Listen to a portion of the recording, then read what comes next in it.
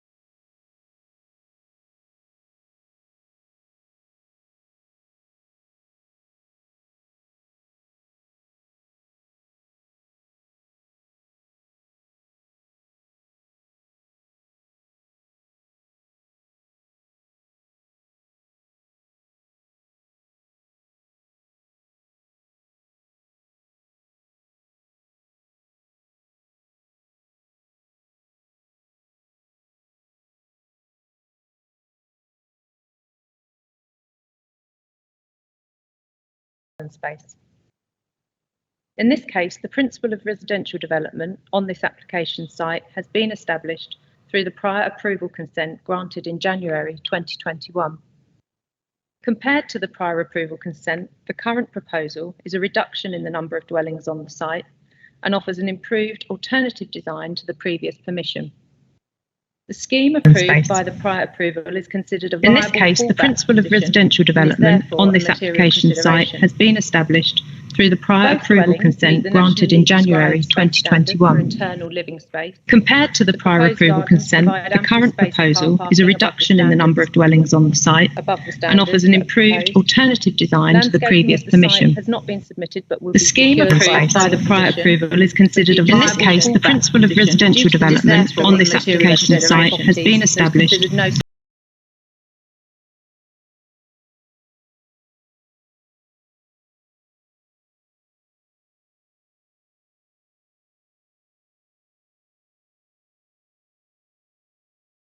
not been submitted but will be scheme approved by the prior approval is considered a viable. In this case, the principle of residential development on this application site has been established with no existing barn. And this shows the floor plan of the previously approved plots 1 and 2.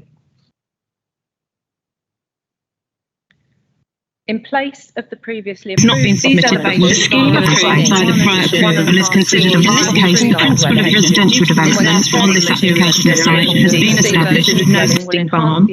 This area of the site with the design and scale more. And this shows the floor plan of the previously approved plots 1 and 2. And this is the floor plan for that cottage-style dwelling that's proposed there. In place of the previously not been submitted but will scheme approved by the prior approval is considered a viable. Case, the principle of residential development on this application site has been established with no existing barn. This area of the site with the design and scale more. And this shows the floor plan of the previously approved plots 1 and 2. And this is the floor plan for that cottage-style dwelling that's proposed there. In place of the previously not been submitted but will scheme approved by the prior approval is considered a viable. Case, the principle of residential development on this application site has been established with no existing barn. This area of the site with the design and scale more. And this shows the floor plan of the previously approved plots 1 and 2.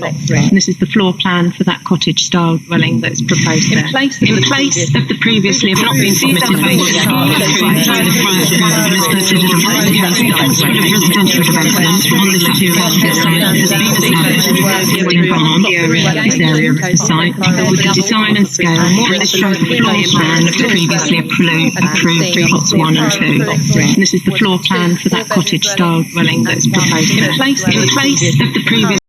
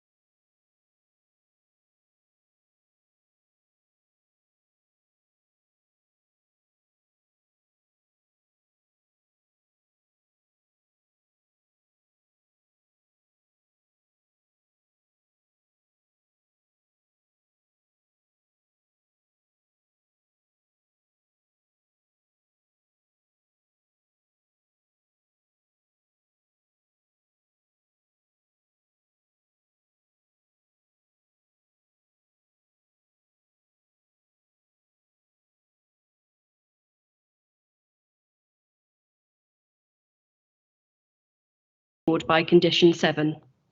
A legal agreement has also been secured for a financial contribution towards protecting habitats in the district.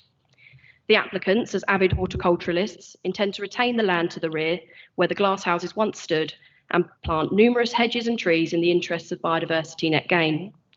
The Council is recommending the scheme for approval as there is no greater harm produced by these two dwellings.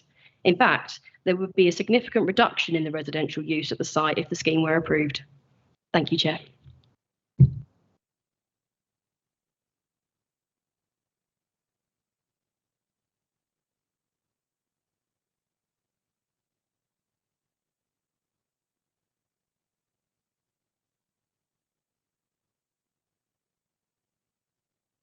Thank you, Chairman. Today we were on site and we obviously had a good look at the location, and I specifically asked to see the roadway, the long and narrow roadway, but I just wanted to know the size of the dimensions of that road. It didn't appear to be that narrow, to be honest, when I actually was there on site, but if you could confirm the width of the road, I'd be grateful. Thank you.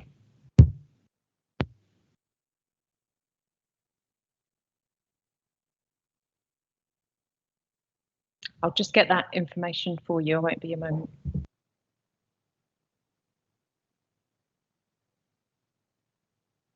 And also, at the same point, just confirm what constitutes a long and narrow driveway, please. Thank you.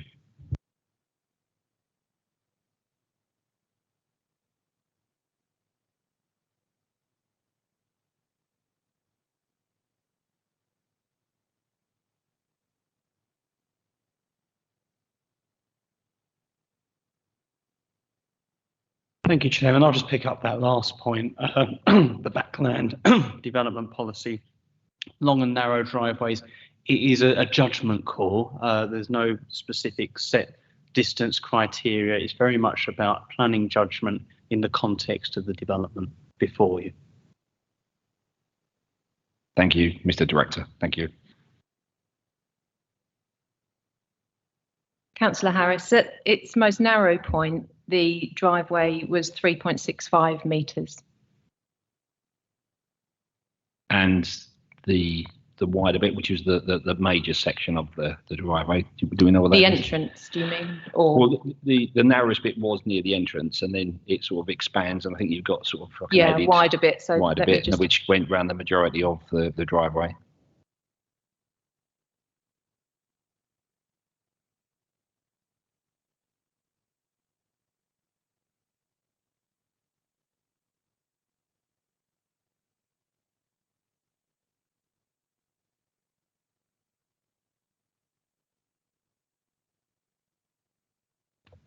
Thank you very much, Chairman. It's only a point that Ms. Foley mentioned just now about the increase in hedging and various other bits. From the drawing that we saw, it would appear that the two sites are rather restricted to build a lot more hedging in, or is the hedging going further down the property towards the end of the greenhouses? Thank you, Councillor White. Yes, as you can see on, let me find this again for you.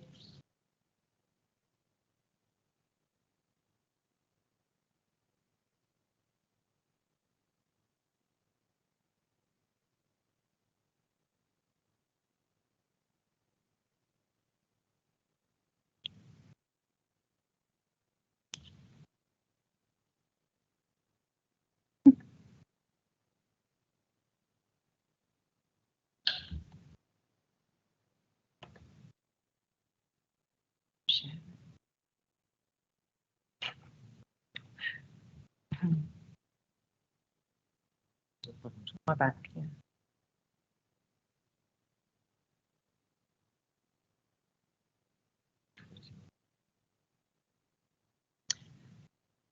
About the, yeah, that's fine. So you can see on this particular plan that the gardens are at the rear, so they do go into the land in the ownership of that owns the land of 55 Harwich Road. And you can see plots 1 and 2, which are at the bottom of the site with the darker line around. It's indicative, so it's likely to be hedging, which creates the private gardens at the rear of the properties. Is that what you meant. Yeah. Yeah. We saw on site that the adjacent big hedge as we sweep round to these properties is very well kept. And of course, so are the wonderful trees on the, which is not subject to the application tonight, but there's some super trees there. And I just thought that it might be very short. Yes, I accept exactly what you're saying. It could be done on the side and the rear of these properties, but it would only be a small development. Yeah, thank you.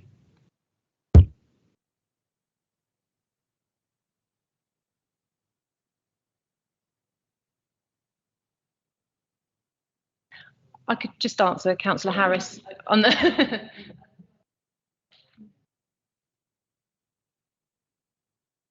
Thank you. So the widest part of the driveway there is 5.7 metres.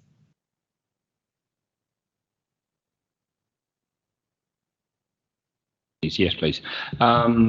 We saw today as well, it's off the map there, that there was another property the end of an even narrower driveway where we were informed that it was currently residential, but it was under the ownership of somebody else.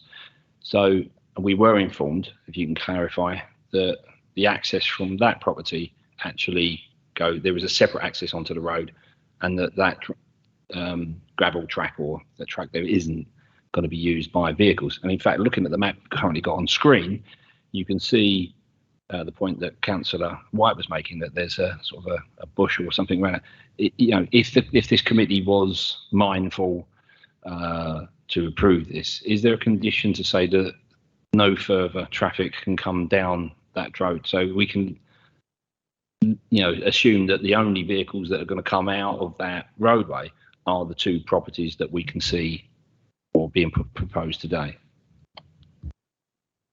Thank you. Yes, we are considering the application that is before us for these two dwellings. The property that we saw, which had the red tile roof and was brick built, which appeared at the end of the land ownership, is in different ownership, and it has an access onto Tile Barn Lane, which is the lane that runs along the side. Yeah, I think that. So just to clarify, there's no other properties or new properties that are going to use that other than the two that we're looking today, and obviously the existing residents, the main residents at the front. But there was some suggestion that there was another application. Is that going to have its own access, or is that going to share this driveway? Yeah, of course. No, the application that we have here will use the shared access. The new dwelling, which has been approved, which you can see on the top left-hand side here, will have a new access onto Harwich Road. It will not share that exit. Thank you. No further questions. Thank you.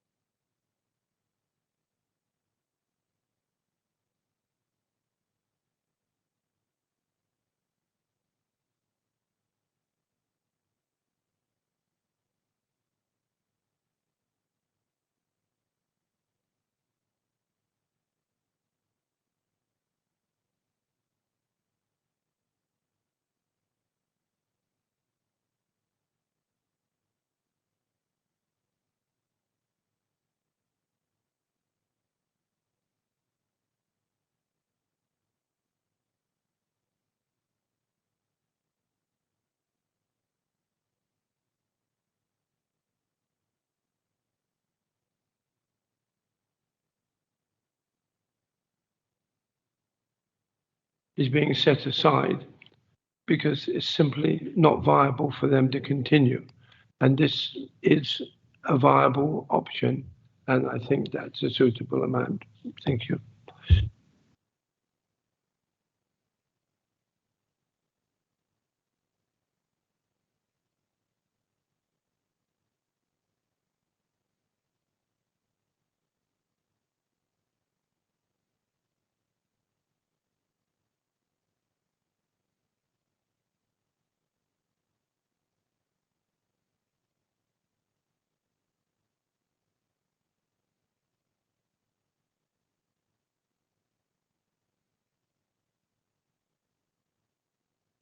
Thank you, Chairman. I would have proposed acceptance of this as well, to be honest. I mean, I always, view applications with a certain amount of trepidation because of some of the properties that we've seen come before this committee, class Qs and the like, etc.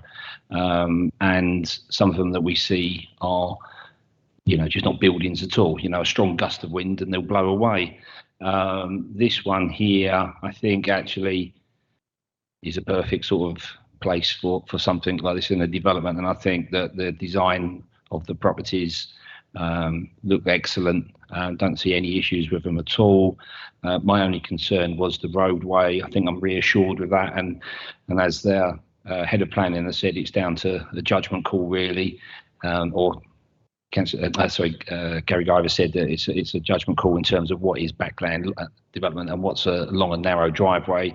And I think that 5.7 metres narrowing down to 3.6 is perfectly acceptable. I don't see any issues of this with this development at all. So I will be supporting it. Thank you.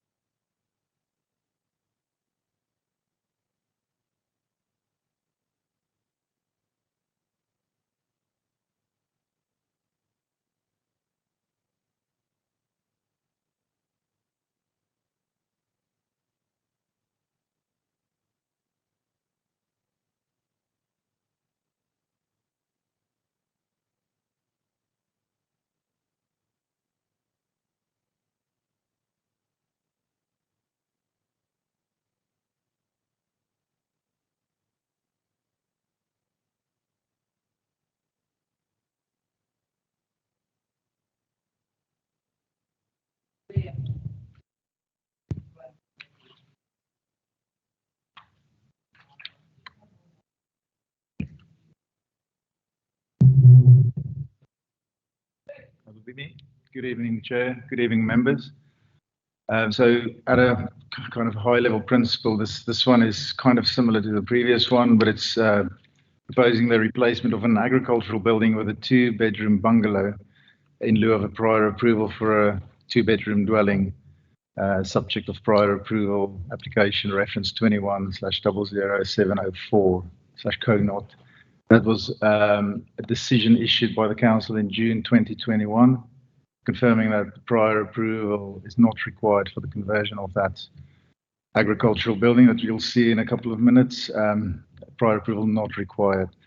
The site is land at the rear of Bloomfield Cottage, off Grange Road, to the southwest of Lawford, outside the settlement development boundary. So you can see the site location there. The agricultural building in question is a kind of a rough inverted L shape building, but the relevant part of the agricultural building that benefits from that prior approval is this northern part of the building, but slightly less than the footprint indicated there. As I've mentioned, access is taken off Grange Road via this existing track, and the site, the main body of the site, is there to the south of a collection of other agricultural buildings in this location here to the north. All of this rectangular area is indicated to be in the same ownership. So moving on, this is the proposed site plan. Existing access will be utilised. That existing access track to the east of the residential dwellings there at number 30 and 32. And then there will be a slight kink in the access leading onto a turning head that will be hard surfaced, and the proposed new 2-bedroom dwelling. So that will be located more or less, it will definitely overlap the footprint of that L-shaped barn to be demolished in its entirety. There's some additional landscaping proposed in the form of hedging. In addition to 2 other barns will also be demolished, indicated in dotted lines here to the north. To the north and to the south here.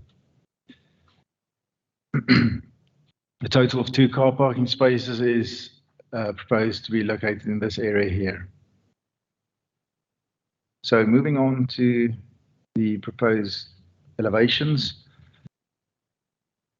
It's a very restrained replacement building proposed that will take cues from the kind of the rural character. It will be a barn-like structure cladded in horizontal timber.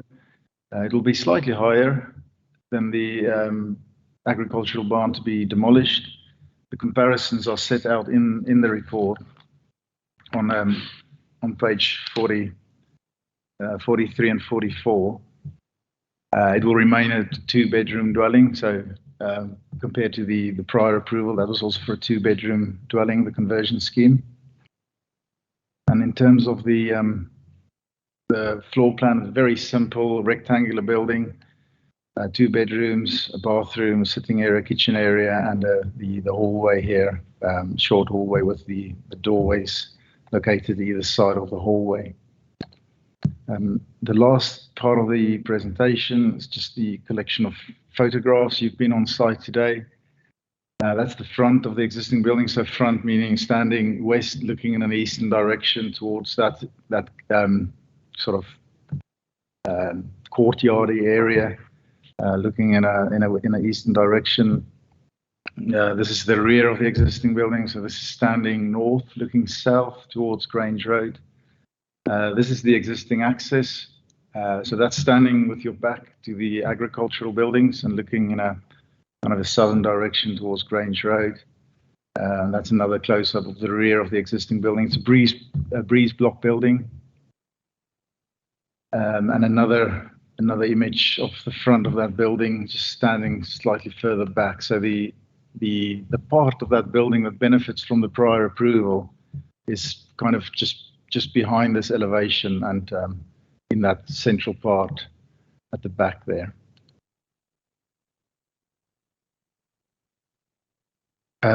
Okay, so as part of my preparation, there's one update that is actually not in the late red, and that is the recommendation is as per the report, but it is subject to suggested 2 additional conditions just to line up with the biodiversity and ecology section of the report on page 46. Because that section of the report obviously engages with that part of the assessment. And in paragraph 6.44, it then states the measures will be adequately secured by conditions. However, there's an oversight on from officers. Those conditions haven't been included. So the recommendation is subject to the conditions plus 2 additional conditions to secure a biodiversity enhancement strategy and also a wildlife sensitive lighting design scheme. This is for members to consider. I just wanted to run that by members because obviously the report refers to conditions, but those conditions have unfortunately not been included. That concludes the presentation. Thank you, Chair.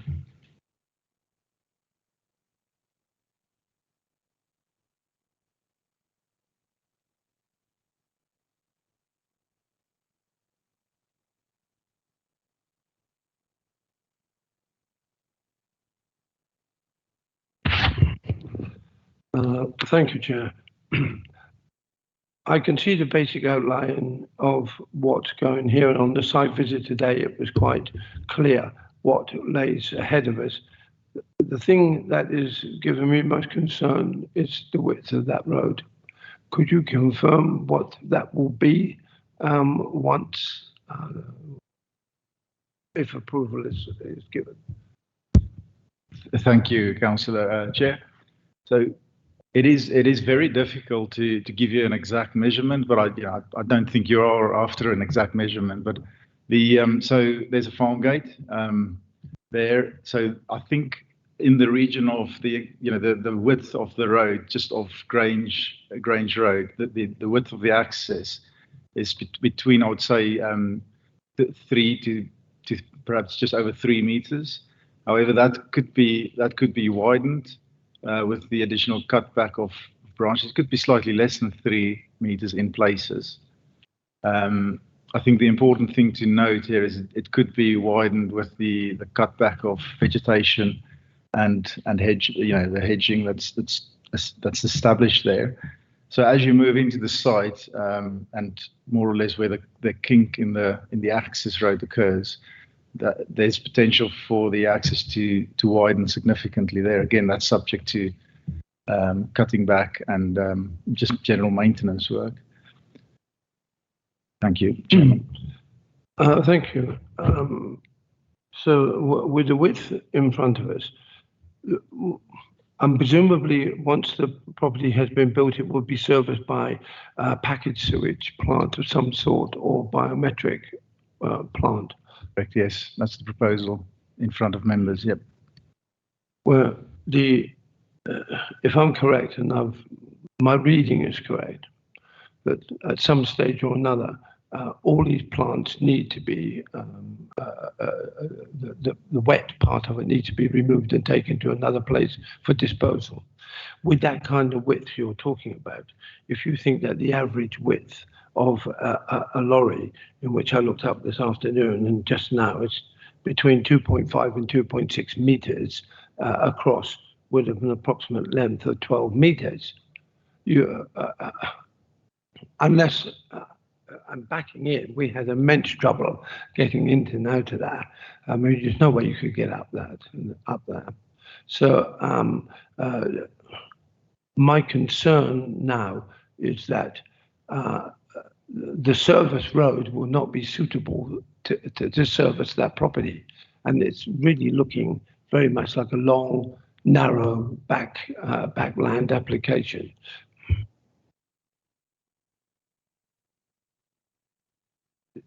Okay, so I mean, I think I can just repeat what the Director of Planning said earlier. So that the long, narrow concept is a matter of judgment. I think the important things to remember here, there are 3 things. Firstly, so we have consulted our highways colleagues. They are happy with the proposal, subject to a number of conditions, to include the implementation of that turning area and the hard standing area in that location there. Secondly, we have a lawful ability. Yeah. Sorry, I've just while we were talking, I was just doing a few measurements. If you look at the plan you've got on the screen at the moment, at the front of the plan to the road, you've got a sort of effectively a wide apron that's wider than the actual driveway itself. The width of that apron is 5 meters across. Ultimately, if we turn to the ownership, well, if we turn to the red line plan, have you got that on screen, the actual red line plan? Yeah. So if we take that service apron at the front is 5 meters wide, and you take the red line, which is essentially parallel all the way along, you are effectively got a 5 meter strip all the way up to the proposed dwelling that is available to be cleared and act as driveway if necessary. So I would say it's within the scope of the application and the applicant's choice on that width and the availability of that width to service the property. I would probably say that's as far as we need to go in respect of dealing with an existing access at this time.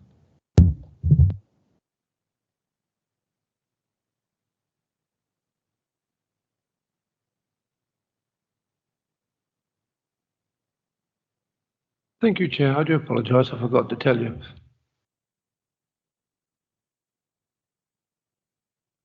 Thank you, Chairman. Mr. Pakenji may have answered my question, because my concern was the long and narrow driveway. And, you know, Essex Highways in the report here have been, you know, very economical with their findings here. Normally they're very clear in terms of vehicle splays and etc. They've mentioned about parking. You know, I mean, I'm going to delve into debate as well. Are we okay with that, Chairman? Okay. Because you know, the previous application, you know, I saw that as an excellent proposal, which, you know, the roadway was clearly suitable for the proposal, and I think it was excellent, and the buildings there were, it was very clear. And then we come, as Monty Python would say, and now for something completely different. The buildings are, you know, dilapidated. The roadway is unsuitable in its current format. We've got to visualize what it may look like. But I couldn't help but notice that just outside of this red line, there were even more buildings, and even in a worse state, which are clearly not going to be left there. And when, during the discussion with the applicant, he seemed to be under the impression that he was able to, if necessary, build others under the same kind of road layout, etc., etc. Now, I know we're only looking at this particular one. I understand that, but what I'm voicing is my frustration and concern that this is all going. We're all going to be sitting back around here again in another 6 months, looking at something else, and it changes. And I call this kind of development mission creep, because it creeps and it creeps, and we've gone from the fallback position to gone to, you know, a bungalow, and then then before we know it, we're going to end up with 3 or 4 properties coming down a dirt track in its current form, and we don't really know what it's going to look like, because the roadway in its current form is completely unsuitable. So in terms of the suitability of the road, I will get to a question. What conditions are being put in place to make that road suitable? And also, at what point will Essex Highways view that the traffic situation, i.e. the number of vehicles coming down that road, will be enough? When is enough enough? Can you decipher a question in that, please? There's actually a lot to unpack there. So let me see if I can help. Let's start with what conditions have we imposed in respect of the proposal. So looking at page 49, have we got, sorry, I'll go back to the case officer on that one.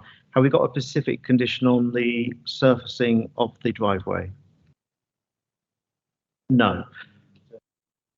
Right, okay, so we've got something on the turning area, but we don't have anything specific about the surface materials and specific layout of that driveway between the access to the property. If in debate you feel it's necessary, that you wish to have assurance about that, there is no reason why it's not a reasonable planning position to add a further condition to seek agreement to the surfacing of that area. You are right that Class Q has been approved, and it is the fallback position of this particular property, and we're dealing with this one on its own merits. Ultimately, there may be other buildings on this site that could come forward as a Class Q proposal, and then they may or may not be acceptable, and of course, again, they may come forward as a fallback position, as a lawfully implementable fallback position. There is a limit to how many times people can do this. Ultimately, the current Class Q order sets out that you can go up to 5 properties, but it depends on the size of those properties. They have to be either 5 what's regarded as smaller properties or 3 larger properties. It's one or the other. There's a slight combination between the two you can do, but it gets quite complicated to explain. But there is a limit. You can't just build buildings at the end of existing driveways. You need permission for that. If you've got a large agricultural holding, you may need to do that through a prior approval process, but ultimately you would need a form of notification or permission for any new dwelling or building in the countryside, especially or at all. There's permitted development rights for outbuildings for existing houses, but that's about it. We also have to bear in mind that this, as outlined in blue, could be used as an active agricultural unit tomorrow without any influence from us whatsoever, and that includes sorting out that driveway as it exists and using that for agricultural machinery and the such like. Have I covered enough? Have I missed anything? The other thing that I would like to add. Yep. That's just in terms of the part of the question about what's coming next and the other agricultural buildings, especially those to the north. So there has been an attempt to get a prior approval to convert those to the north into residential. However, that's been refused, as set out on page 40 of your report, and that led them to submitting the next prior approval application for this agricultural building. So that was refused because the LPA considered those buildings to not be structurally sound and suitable for conversion. So there's already a decision there in place for those buildings, for some of those buildings to the north. Okay, thank you.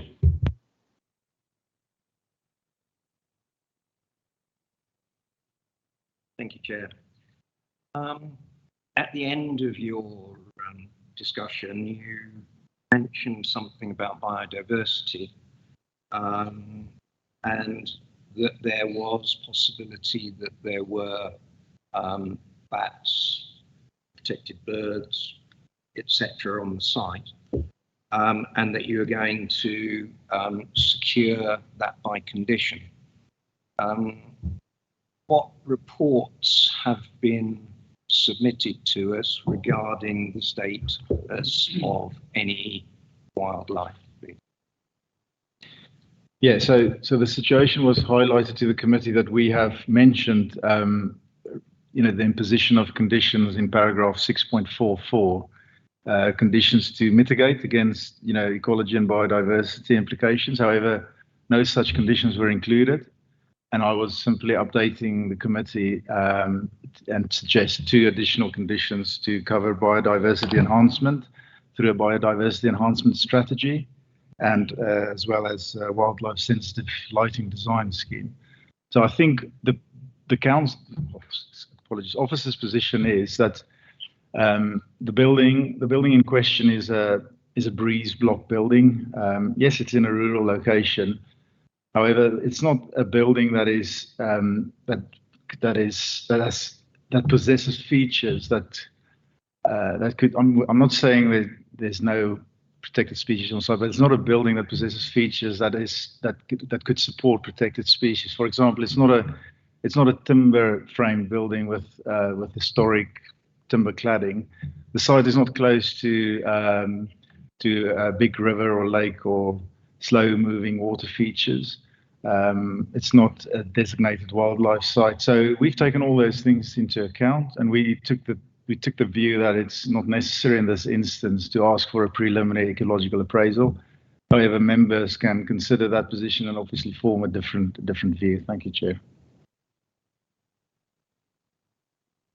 I think we might need some help from the legal officer here, because it's my understanding that you are not able to create a condition for something that you are not quite sure whether it is there or not. In fact, you have to know whether it is there or not, and this committee would need to know whether it is there or not. So reports are really going to be required to establish that one way or the other.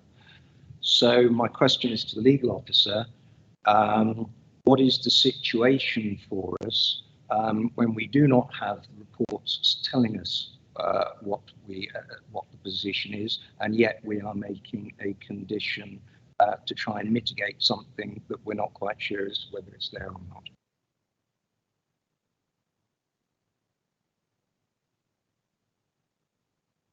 Thank you, Chair. You've been advised by the planning officer that on this particular site, those reports were not required for the reasons he gave. That's a decision that officers can take. If you feel that those reports should have been made, then that is something that officers can potentially request. I'm just looking to the planning officers. If you want to be sure that there are no species there, but I will defer to the planning officer if I may.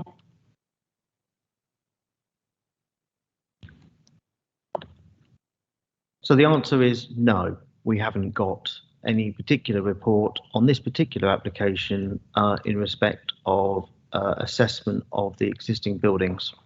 On the other hand, they can just use Class Q and convert the existing buildings anyway without needing this permission. We've got a habitat regulation assessment. That's all we've got. We've got nothing else here. There's no indication that we have a particular concern in that we have no recordings in this locality. We don't have a building that we feel is adequate or of an age that would be likely to house bats. But of course, this is a risk for any development. In fact, even a household or extension, that there's always that possibility. So I would say the majority of applications that we deal with have no such reports. I've got nothing to add to that. If you feel you require that information, if you wish to defer it on that basis, we can seek to see if the applicant or the agent would be willing to provide it, but there would be a possible risk that they feel is unnecessary given their outstanding fallback position.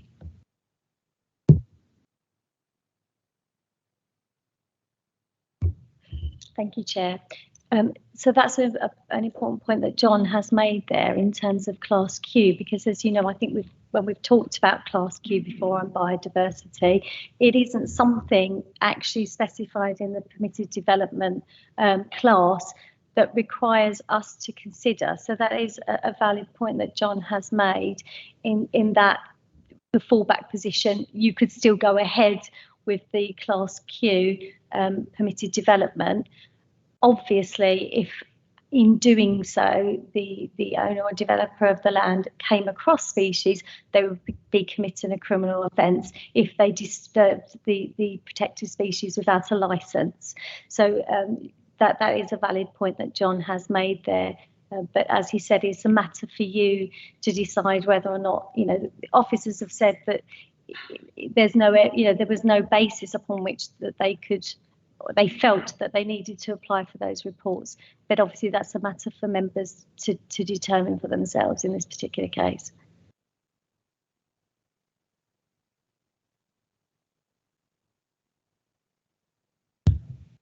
I would be more comfortable, I think, if we were to ask that information, because this is a full application, not a Class Q application.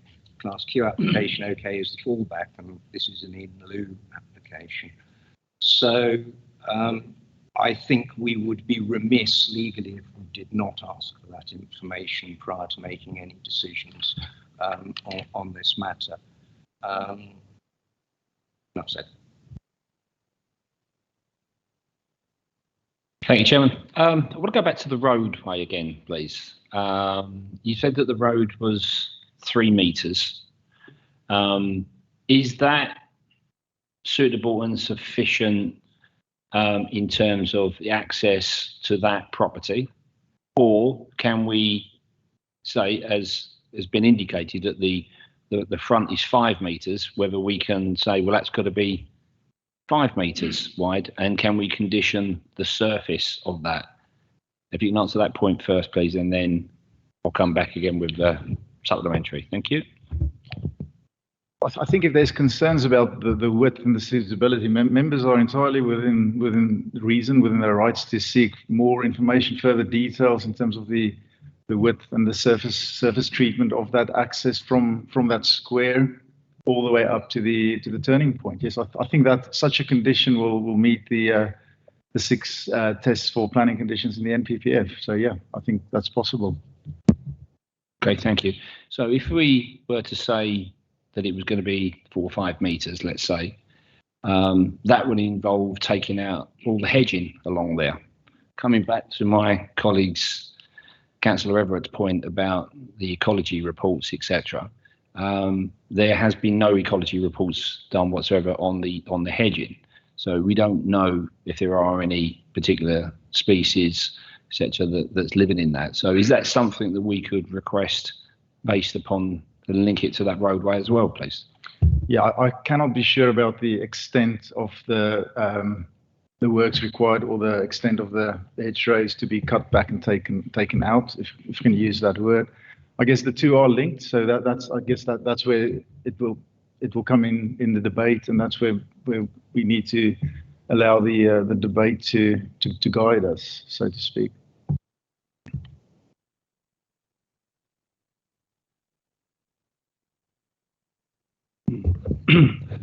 Thank you, Chair. Just one or two more questions, basically on the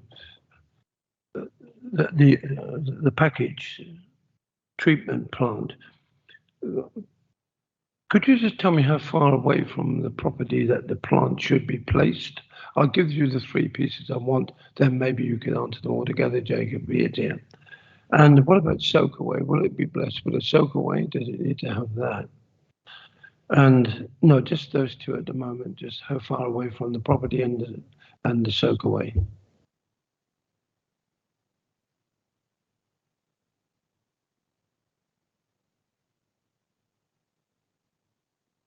We'll come back to you on those 2 points. Just bear with us.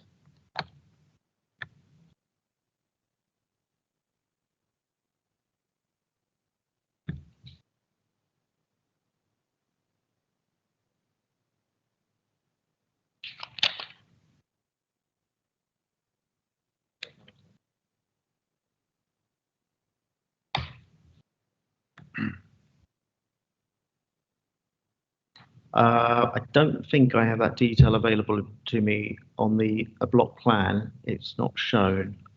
So I haven't indicated the location of the package treatment plant.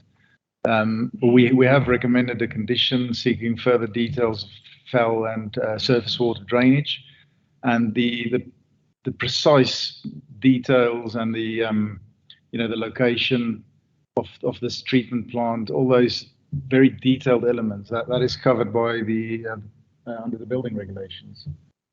We consider the site to be big enough to accommodate a package treatment plant in that location, having regard to the fact that they cannot connect to a public sewer. Chair, return, if I may, please, just a quick one. Okay, thank you very much indeed for that answer. But do you not, Chair, I think it's quite important that we too, as a committee, know exactly what our ideas are for where this is going to go and how it will fit in. It's all part of this application. We look at other applications with the same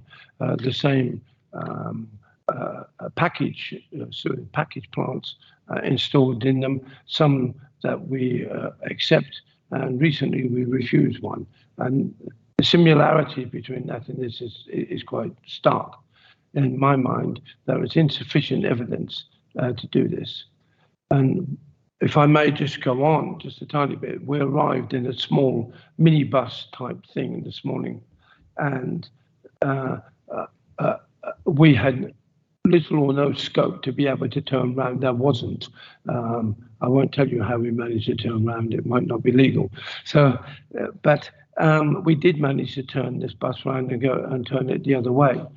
But the road and everything ascertaining to this application, it just simply doesn't have enough information for me to sit here and make an honest and judgment on its merit. I'm sorry.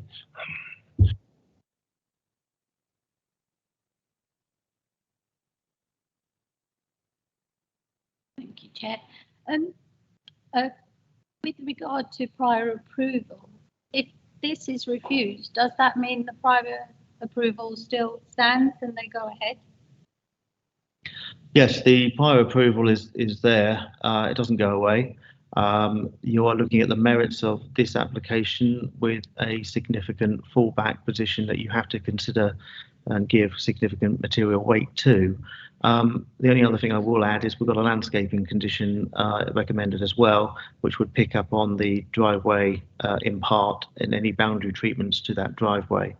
But ultimately, I do share your frustrations in the allowance of Class Q and the fallback position that has evolved over the last few years. But it is ultimately the position we have to deal with regard to these applications, and understanding how to defend those should we have to go anywhere near appeal.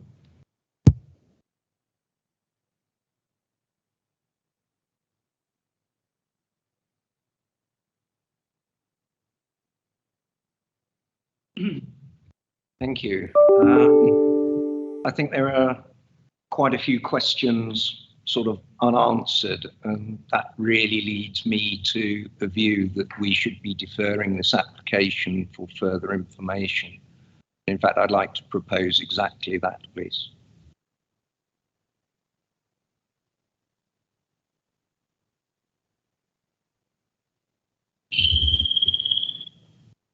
Councillor White. Thank you, Chairman, and I'll certainly second it. It's a lovely site, as we found this morning, going through all manner of nature as we walked up there, to find that we've got no protection to keep that worries me immensely. Added to the questions that Councillor Alexander's raised, I think I'm very happy to second that proposal that we defer this item to get that information before us. Thank you, Councillor White.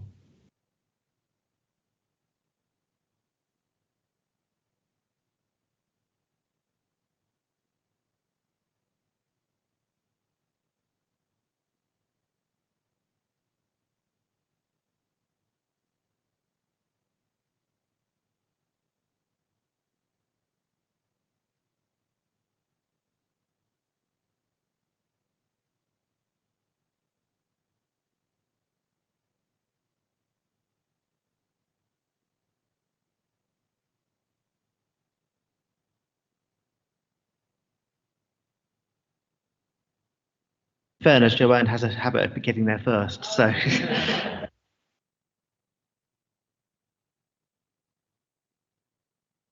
I was just waving at you. Thank you, Chairman. Well, I'm going to be very specific in terms of the information that I would like, and I would like clarity on the roadway in terms of the surface, and in terms of if the committee are eventually mindful of approving this, then I would want to see a recommendation or on the road surface and the width of the road that is necessary all the way to the property. Plus, also, I would like an ecological report done on the hedging along that way. And to also an ecological report to encompass the entire site, but particularly the roadway. It is a long and narrow roadway, which in its current form is only suitable for agricultural or 4x4 type vehicles or tractors, and certainly not a normal road going car. Thank you.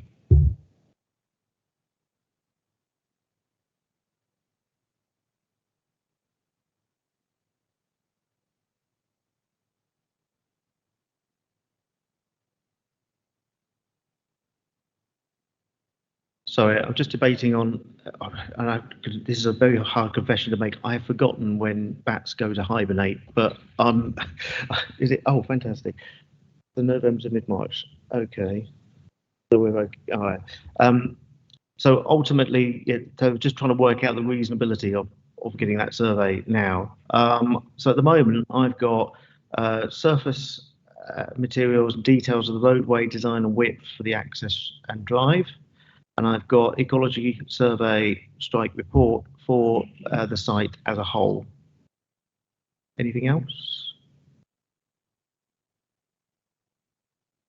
I still would like to see within the area propose the layout of the package plant, the sewage package plant, because I do believe that under building regs, it should be some 15 meters.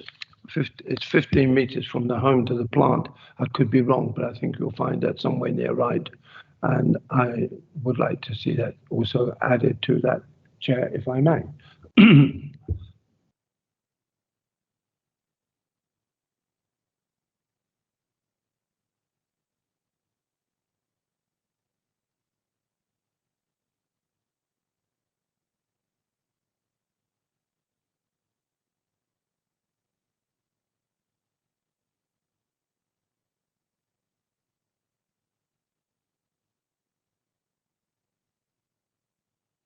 Four.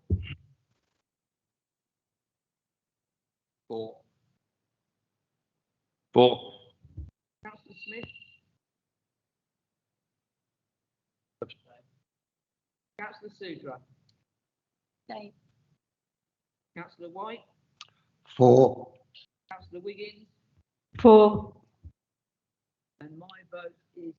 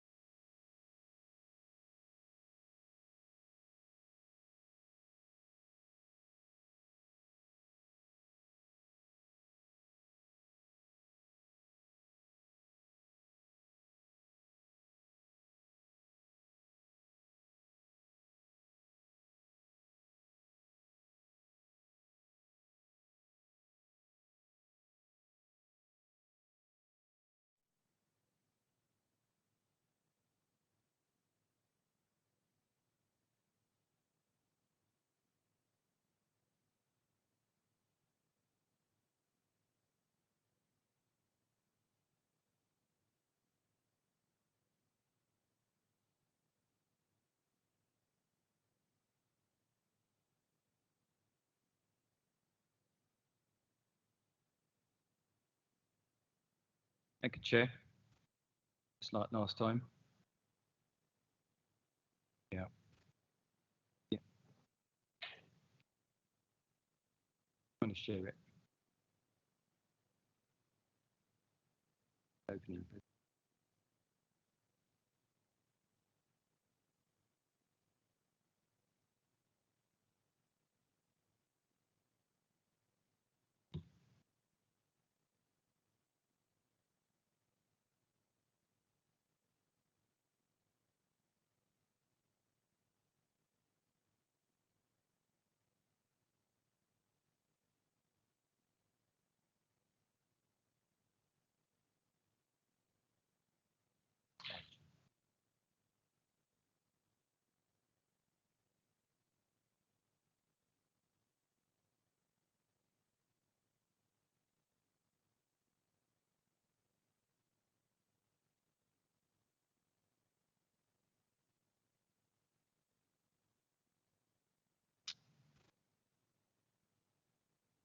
Okay.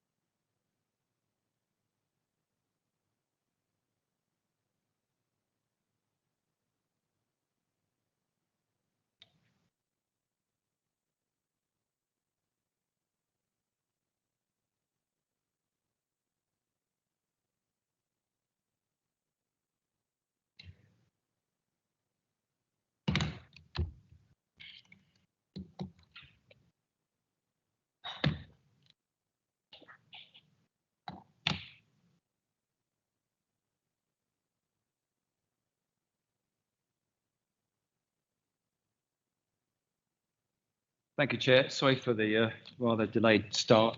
I wasn't sure if it was me or IT or both. I think I know. Okay. Thank you, Chair. This full application relates to the proposed replan of the western part of the approved development at Turpins Farm to provide 24 additional smaller housing units, increasing the overall housing total for the Turpins Farm development as a whole from 210 approved units to 234 proposed units, together with associated access and infrastructure as an alternative housing scheme to part of the approved outline planning and reserved matters application areas. The application is required to be reported to committee following a councillor calling request should the application be recommended for approval on the grounds that the proposal is contrary to the development plan and due to poor design and increased density.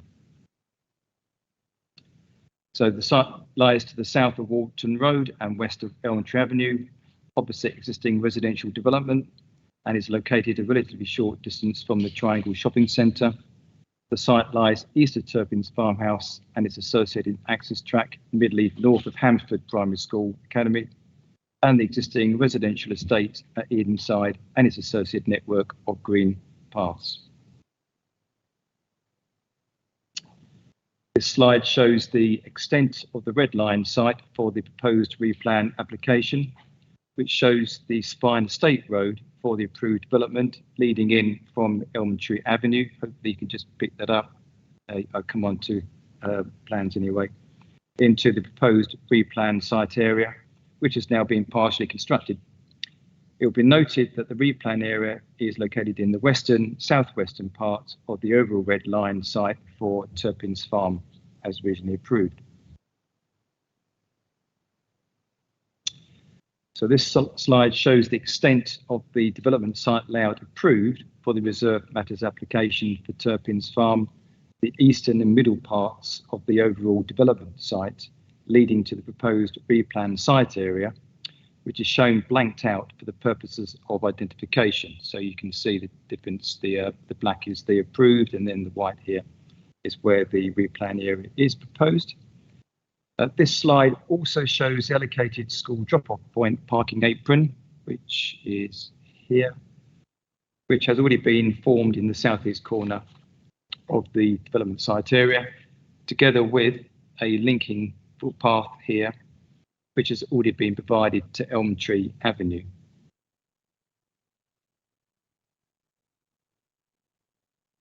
This slide shows the extent of the proposed replan development site layout, with the garden areas for the plots for the replan area shown in white, compared to the approved reserve matters application for Turpin's Farm showed greyed out. So if you can appreciate everything within the replan red line area, it's shown with the white gardens for the plots.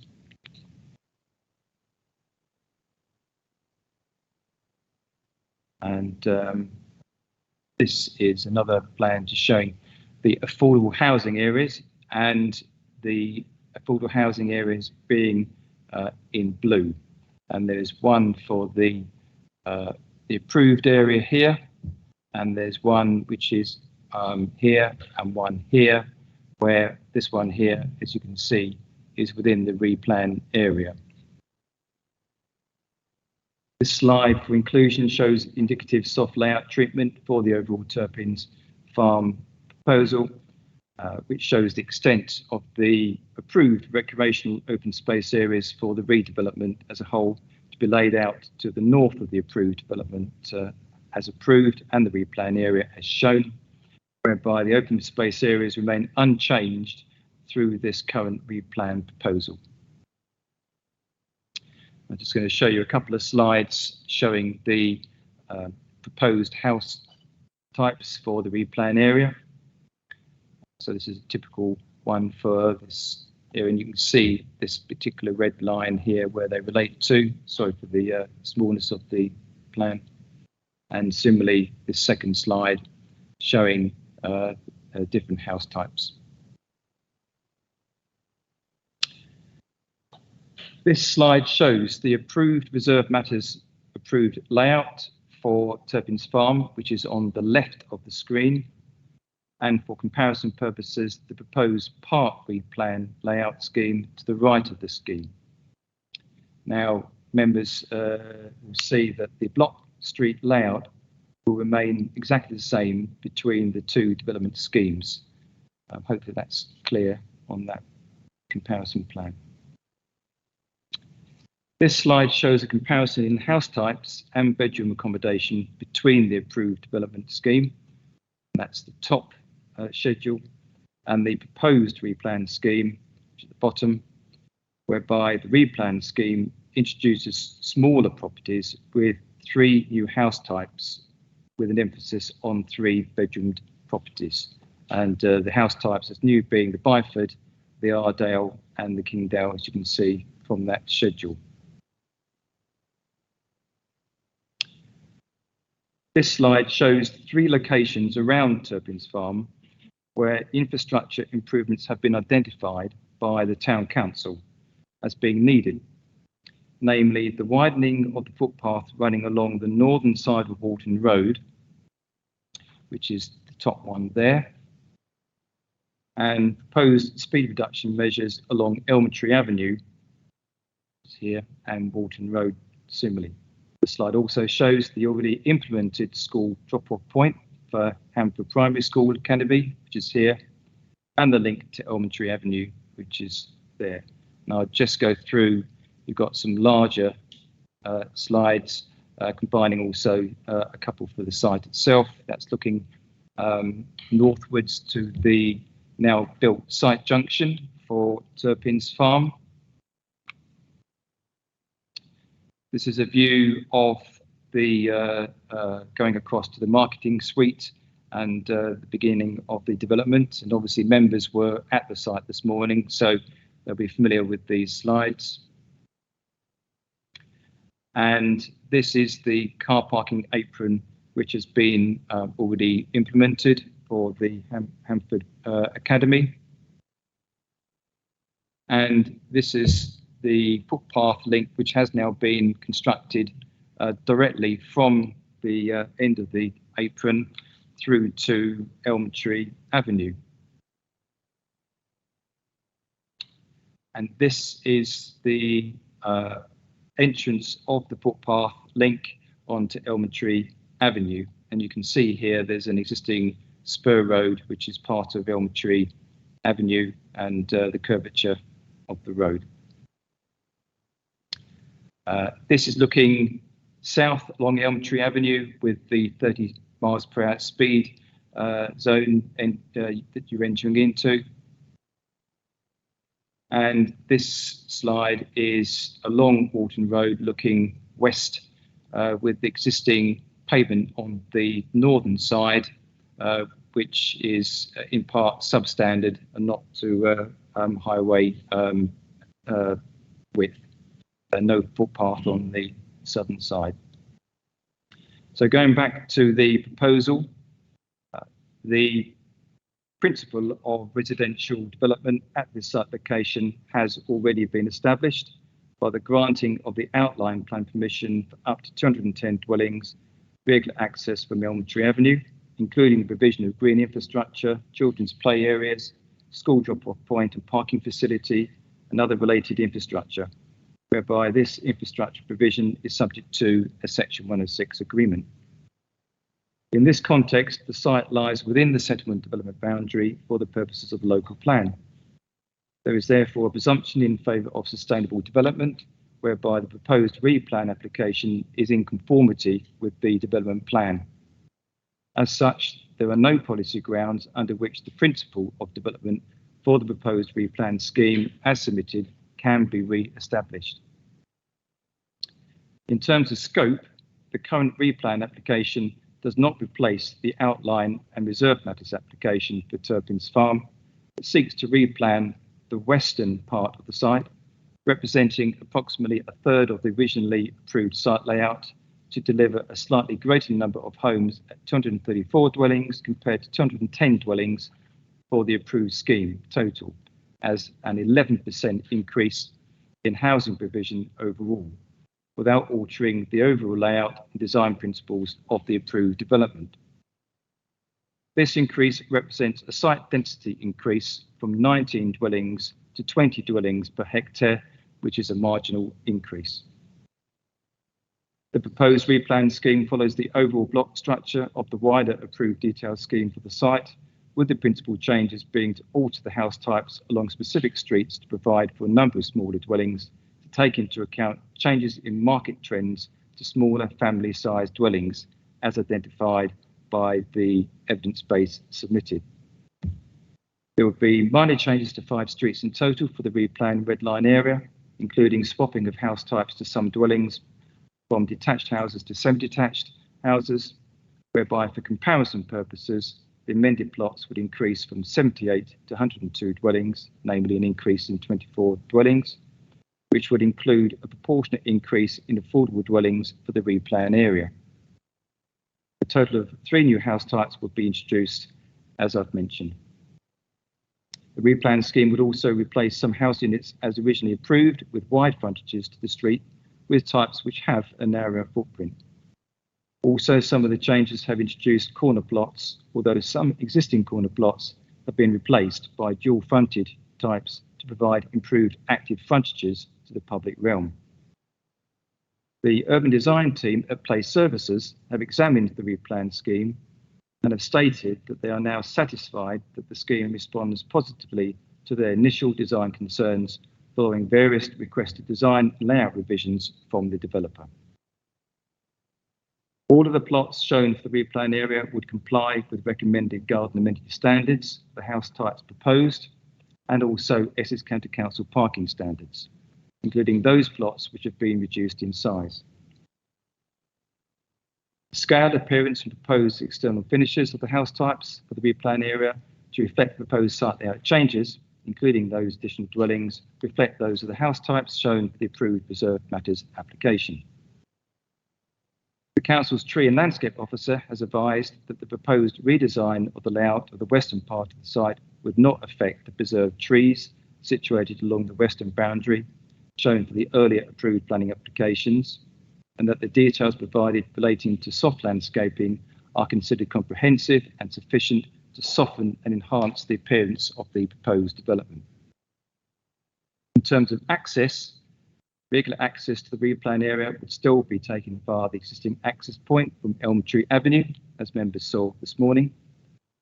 Essex County Council and Highways have advised in their updated consultation response that the changes made to the approved layout under the current replan scheme are relatively small in scale and will not alter the functionality of the approved scheme, adding that the road layout is designed to serve more than 210 homes approved by the outline planning permission.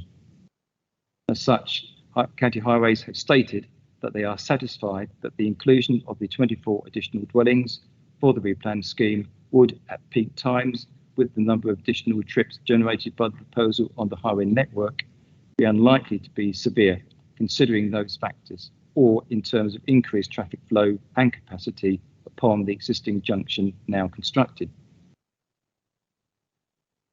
The applicant has confirmed that it is willing to make a £10,000 financial contribution towards future speed management reduction measures for Elm Tree Avenue and or Walton Road, as requested by the Town Council, and also a £15,000 financial contribution towards additional footpath improvements within the locality, as also requested by the Town Council, whereby County Highways have advised that the latter contribution is likely to be used upgrading the existing footpath on the north side of Walton Road, which is understood is regularly used by pedestrians and recreational walkers, but which currently does not meet footpath standards, as you've seen on the slide.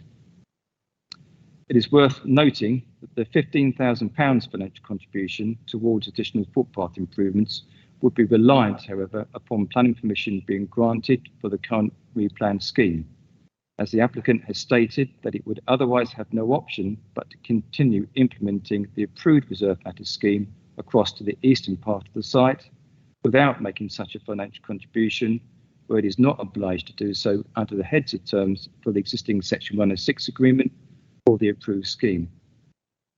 Both financial contributions can be conditioned and will be secured by way of an updated or new Section 106 agreement. The approved reserve matters application for Turpin's Farm relating to 210 dwellings requires 30% affordable housing provision or the provision of 18 gifted units as an alternative affordable option for that approved scheme, as previously agreed with the Council. The current replan proposal for the reduced red line area will similarly require 30% affordable housing provision to be policy compliant.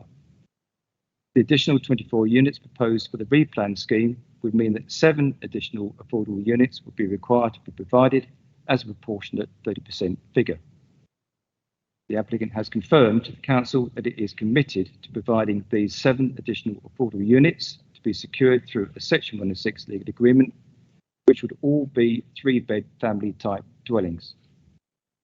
The Council's Housing Department have confirmed that they are happy with the corresponding uplift of 7 affordable dwellings as part of the replan application, adding that there is a demand for 3-bedroom affordable housing properties in the local area, where the units should comprise a 70% affordable, 30% shared ownership tenure mix. The comments from the Town Council concerning this replan application, namely that the scheme represents piecemeal development, is not in accordance with the annual housing requirement as detailed within the local plan, seeks a reduction in the affordable housing element from 30% to 20%, that no communal car park to aid school pickup from Hamford Academy is being provided, that the scheme takes away the aspirational aspect of the approved reserve matters application, but that no provision has been made for a 30-mile-per-hour speed zone have all been noted. It is accepted that the planning merits of the site layout for the outline scheme for this site were considered on a reduced dwelling basis from originally up to 250 dwellings down to 210 dwellings, as reflected in the detailed layout scheme for the subsequent approved reserved matters application. However, this is not a rigid quantum, and should a developer seek to subsequently replan an approved housing layout, the merits of the current application are therefore considered on this basis. As previously mentioned, the applicant has confirmed that the replan scheme will provide a proportionate uplift in affordable housing at 30% for the 24 units, which will be policy compliant. And as also previously mentioned, financial contributions have been offered by the developer towards speed reduction measures and additional footpath improvements in the area as requested by the Town Council to be secured by way of a Section 106 agreement. Members will have seen, as I said, on the site today, the requested school drop-off pickup zone and the pedestrian link that's already been provided at the site. However, County Highways have indicated that they are unlikely to be willing to support the additional request for separate vehicular access to be put into the zone direct from Elmtree Avenue, in view of existing site visibility issues along the road, the existence of a road entrance opposite, whereby any proposed access point would represent junction conflict, and also potential future maintenance issues, whereby these reasons are material considerations to any such request. It is considered in this regard that the newly constructed access into the Turpins Farm development with separate feeder road leading to the car parking apron is sufficient and convenient to serve this communal facility. It is accepted that some of the design aspects of the approved development scheme have been lost by the proposed replan scheme. However, it is considered that these are not significant and that the benefits of the proposal, including the aforementioned housing mix changes and also the offer by the applicant to make local infrastructure financial contributions, are benefits that outweigh the concessions which have been made to the design and layout of the approved scheme to provide the additional dwellings. It is therefore recommended, Chair, that this application be approved, subject to the conditions as set out in the report and the completion of a varied or new Section 106 agreement to include the same heads of terms as included within the Section 106 agreement of the approved development scheme, but to include the additional financial contributions offered by the developer in relation to speed reduction measures and footpath improvements as requested by the Town Council. Thank you, Chair.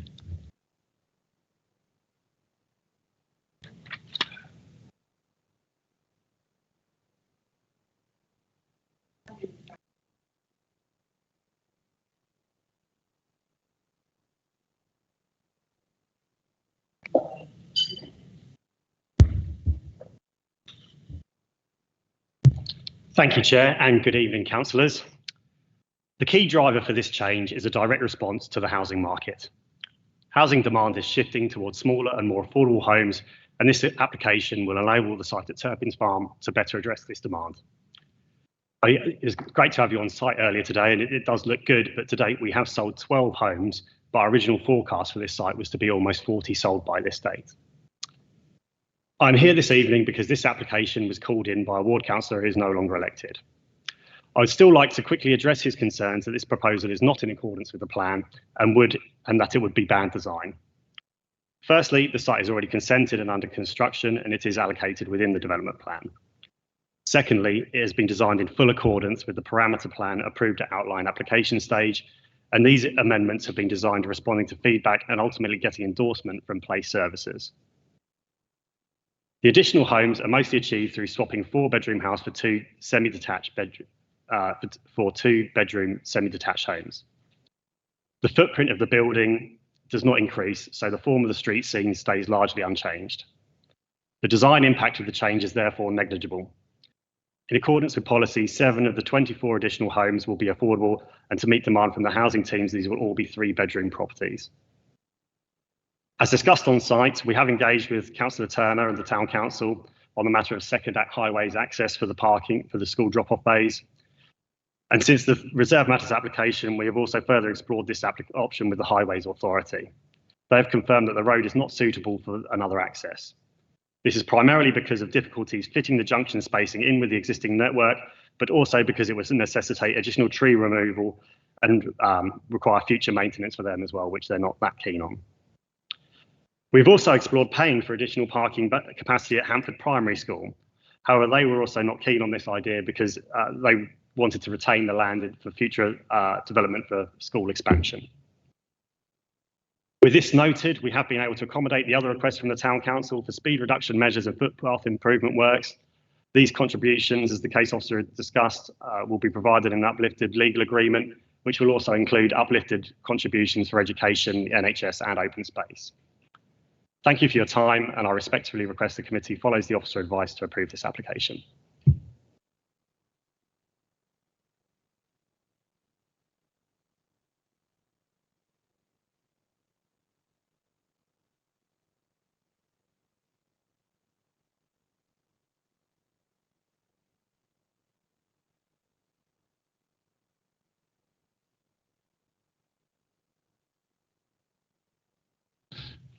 Good evening, Madam Chairman, fellow councillors. I'm speaking on behalf of the Town Council of Frinton and Walton. This is the 5th application since the 8th of January 2016. That was 7.5 years ago. The Town Council has never been against the principle of development. This was one of the finest sites in Tendring, if not Essex. Yet despite pointing this out time after time, site visit after site visit has been ignored. In 2016, the Town Council and the Frinton Residents Association put in objections along with 28 others, all against the proposed outline for 250 dwellings. The draft local plan at the time suggested 150 dwellings for this parcel of land. It was agreed that 210 dwellings would be the maximum permitted. The Town Council has been consistent and constant in its opposition to the original indicative outline application by Berg's Estate and a further 4 detailed applications, not as a knee-jerk reactions to the proposals, but as constructive criticism. The site deserves so much more. It is a failure of aspiration, vision and courage. So much easier to do the bog standard. Paragraph 126 of the National Planning Policy Framework states, quote, the creation of high quality and sustainable buildings and places is fundamental to what the planning and development process should achieve. It goes on to say it helps to make the development acceptable to communities.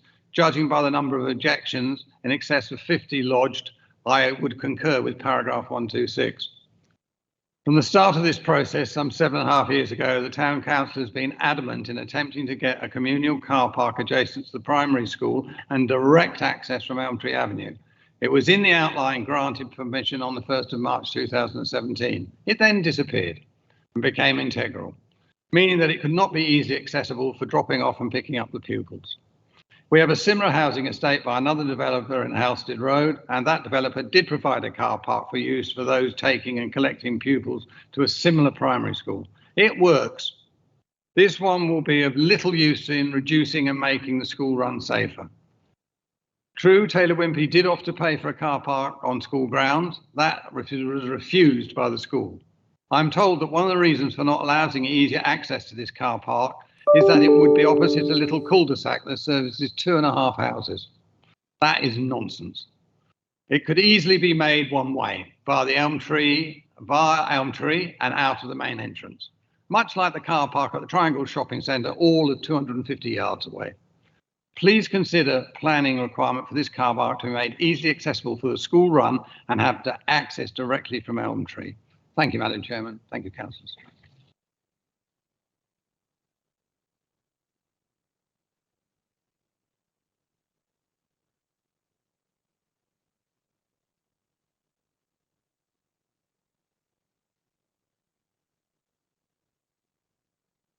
Right, thank you, Chairman.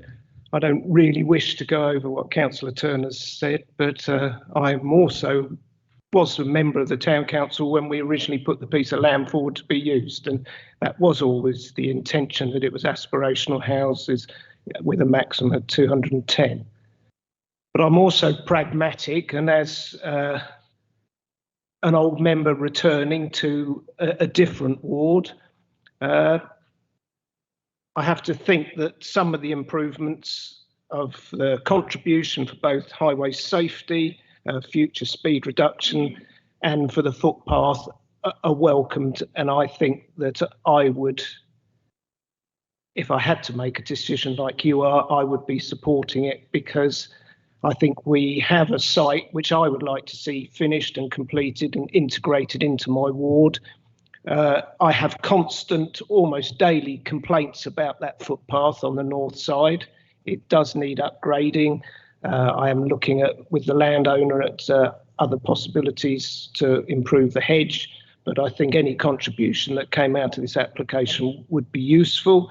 I think we are looking at speed reduction measures that have been needed in the village and along that road, and also in Elm Tree Avenue as well. And that's perhaps my criticism, is that I don't feel it's acceptable from Essex County Council to say that they don't want to be maintaining things in the future, because unfortunately probably the next biggest postbag comes from people who live opposite the school and along that piece of road, which are constantly complaining about their drives being covered and blocked at school turning out time. So I think there was a benefit in actually having a car park that would work. And I have my doubts that if people have to drive the distance into the site to park to drop their children off, I don't know that it will be used, as Councillor Turner has suggested that the one at Kirby has worked better. So I don't think that will particularly work. But I do think that under the national planning guidance, the bit I picked out of it is it's safe and accessible. And I think if we are to make the site safe and accessible, I think we do need to improve the northern footpath, because that is used by lots of people now going down to Kirby-le-Soken. It's surprising how many people walk from, Hammerford into Kirby-le-Soken. So I think that's important. I think we do need to sort of improve the footpath along Elm Tree Avenue.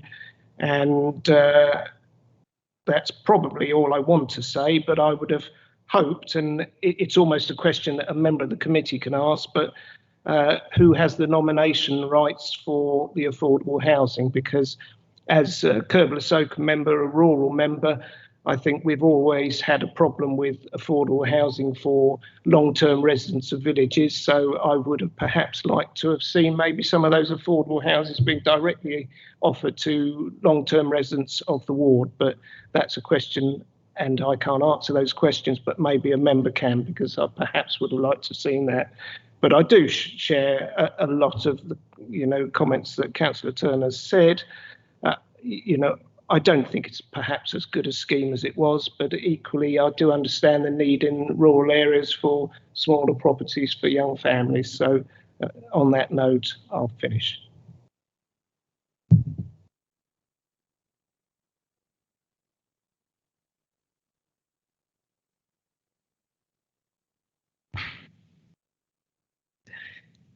May I come in, Jim? Just a couple of points that we just want to clarify in respect of the application.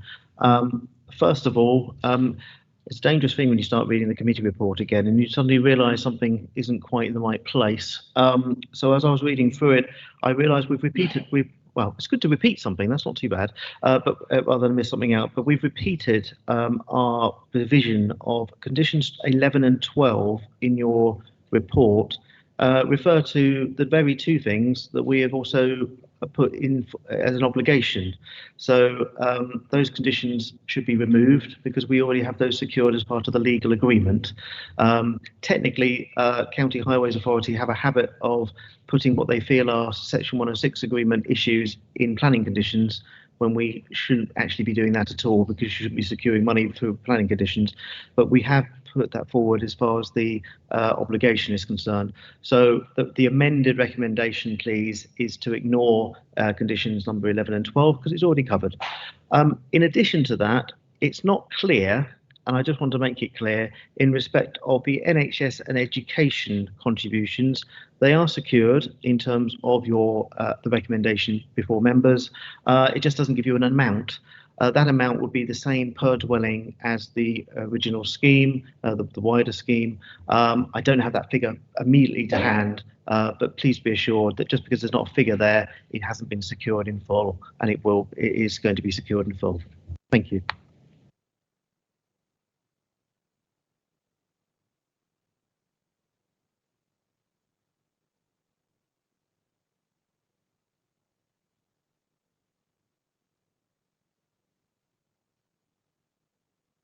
Thank you, Madam Chairman. Mine is on this question which was raised by the Town Council in their objection, that the affordable houses are being reduced from 30% to 20%. Now, am I right in assuming that if you take all these increased 24 houses, they are all now affordable houses, so it'll be 20% across the whole site? I don't quite understand yet why they think it's going to be from 30 to 20%. Okay, if I may come in before Clive does. Clive will correct me if I'm wrong though. This is one of those very odd applications. I'll be quite frank, I had to get my head around this as well. Normally, when we have a scheme that's been approved as an outline application and we've got the reserved matters, we sort of get on with it. And sometimes you end up with a bit of spare land to the side that you expand into, and we look at a separate application for that. That's fine. This is very unusual because essentially they're carving a hole in the middle of the existing arrangement and redesigning that. So it's rather than just, you should treat it as an extension, but essentially it's an extension within itself. So that's why this probably seems so confusing. But ultimately, the application you're dealing with is a full application. So it is set apart from the application you dealt with before, that 200 houses. Legally, it's also set apart. Now, we've jumped a few things across to make sure it's consistent, but ultimately it is set apart legally. So in itself, this application is a full application and will be 30% affordable houses for the housing that this application consists of. It makes no difference and is not connected to the provisions of the original application, which I understand was for 30%. So therefore, there is no, your both schemes currently are policy compliant 30%. I will put the but in. I do understand there is an outstanding application that isn't determined to look at the original scheme and vary it. But we have not determined that. That is not for your consideration at this time. And it doesn't matter what happens with that. We're only dealing with this full application and 30%. But I appreciate that may have caused some confusion. Thank you, Chairman. If I could just come back. I think I understand it. Now, what we're really saying across the whole site, and if we were willing to approve tonight, this other bit, the whole figure will be 30% across the whole site. At this moment in time, if you approve this, yes. Like I said, there is a current application that's being pending. We may refuse it. We may not. We don't know what we're doing with that yet. And that may alter the existing houses or the scheme previously approved. But try not to confuse. I'm really desperately trying to keep these things separate. But ultimately, your determination is just on the merits of this full application for the uplift, the replan, and that is 30%. So that is the only consideration you have got before you at this moment in time. Thank you. Can I carry on? Thank you for that. Now, part of the original permission was the electric vehicle charging, and that's been discharged because all the original site had full electric charging. Being minded of what we've seen recently on television, how difficult it is where you've got a footpath running outside the front of your house and getting the things, does the same electric vehicle, the charging points, is that still covered on the new site? I've got no information to say that's definitely the case. I'm also conscious the energy efficiency, renewable energy condition for the outline scheme and then detail is different to the one we've imposed for this current replan application, because it has to be in accordance. Yeah. Just to skip that a little bit, sorry, but condition 14 for this application does include it. It's electric charging point per dwelling, so you have secured that. I'm very grateful.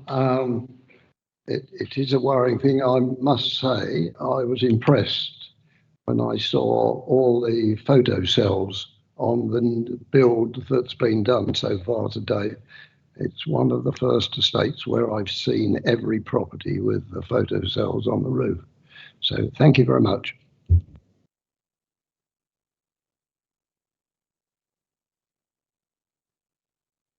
Thank you, Chairman. We have heard from the applicant that the reason why they wish to sort of submit this redesign is because there is a shift in the housing market, and there's a different demand, presumably for smaller houses. Have we seen any reports, or do we have anything to back that up, please?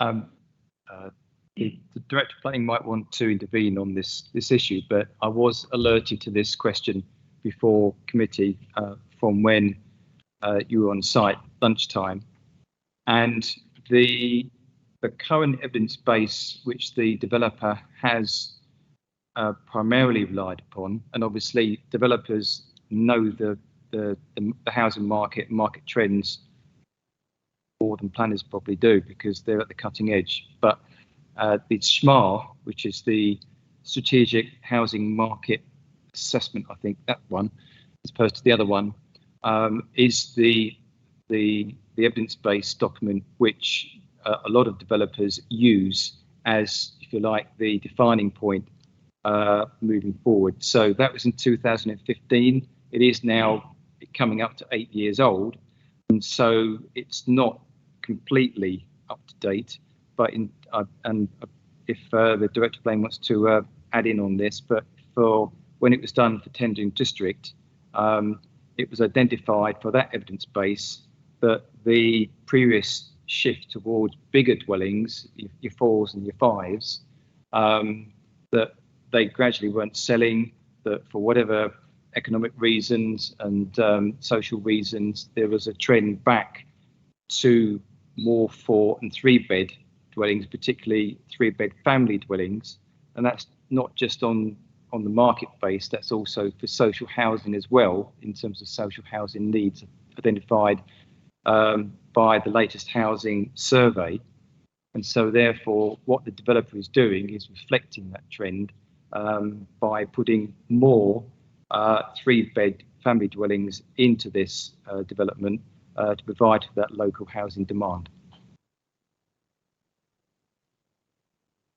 Sorry, did I hear you right saying that it's based on a report that's 8 years old? I'm sure that's what you said. And this application only came ahead, 18 months ago, the original one. So why didn't they make a decision? I can see our planning director waving his hand, so perhaps you could clarify, please, just to make it clear to me, because I don't understand. Thank you. Thanks very much. And to build on what Clive has said there, the policy in the local plan requires, when we're thinking about housing mix, to have regard to that evidence. And the actual wording of the policy is we're looking for a mix of dwellings that broadly reflects the need set out in that document. Now, it is 8 years old, but it was examined by the inspector and accepted by the inspector as being sufficiently up to date when we had the examination of the local plan. Now, the reason why the policy says broadly reflects housing need is because, of course, as Clive mentioned earlier, that need, that demand changes over time. So that means there's flexibility in this policy, and there needs to be flexibility within the policy, because the developers will know what's selling, they'll know what the demand is. And what we're really looking out for on this policy is a broad mix that covers different size types and tenures. Now, if somebody came to us with an application that completely disregarded that, and it was predominantly one form or one or two forms that completely disregarded what our evidence of need was suggesting, that would flag up problems for the council. But what we are still seeing, even with the revised proposal, is a broad mix, although the mix has been shifted to reflect the developer's intelligence on what the latest demand is. And that is broadly in line with our own evidence. 2, 3 beds, that's where the predominant need is, lesser so for 1s, lesser so for 4s. So the whole, although the evidence that we relied on for the local plan is of a vintage, it's been tested very recently as part of a local plan examination, and we're only looking for a mix that broadly reflects that evidence. We're not looking for strict adherence to that, because there needs to be flexibility to respond to market demand, and developers are generally very good at estimating what that demand is. Okay, thank you. I think I've got it now. In terms of density of this, obviously it's a higher density build that's proposed now. One of the, I remember this coming before the committee last time very clearly. One of my concerns is that there's one road in and there's one road out. And if we talk about the way markets change, markets are changing in terms of the way that people live and the way that people shop now. People rely heavily on deliveries from Tesco, from Asda's and people like that, plus also Amazon, DPD. There are these vans flying around everywhere. So, if we look at the way that people shopped even 10 years ago, but 15 years ago, it's completely different now. So not only we've got the people that are living on this site, we're now looking to add more families to this site, which will mean more vehicles, whether they're electric or petrol, good old-fashioned petrol and diesel. And add to that mix as well, we've also got a car park, which is being portrayed as a drop-off point for the school, which, and I'd like to know sort of the clarity as to how many spaces there are there, because what I'm worried about is the density of this site, the one road in and out, a car park, which if it is fully utilised for the drop-off of children, is going to have a very detrimental effect to all those that are living there in trying to get off the estate, particularly presumably around the 9:30 time in the morning and the pickup time when school finishes. Are we happy with the density of this site? And whilst the councillors have raised issues with the access from the car park, is there anything that we can do to revisit the car park and the with a separate access? Because I see traumatic times ahead for people trying to get on and off the estate. Thank you. I'll just come in before maybe Gary wants to come in on the wider points. I did mention in the presentation, because it's not actually in the report, and I did request this to be done. The current housing density for the approved scheme, so for the 210 dwellings, represents 19 dwellings per hectare, which actually is comparatively, well, it's low in terms of what the government normally wants to see as good density standards. I mean, it's somewhere between 20 and 30, where you're making more efficient use of land to provide the housing. Now, I suspect the reason why it's 19 dwellings per hectare on this scheme isn't necessarily reflecting in the grid layout of the approved layout or the new, but it's because it's taken into account all of the public open space above.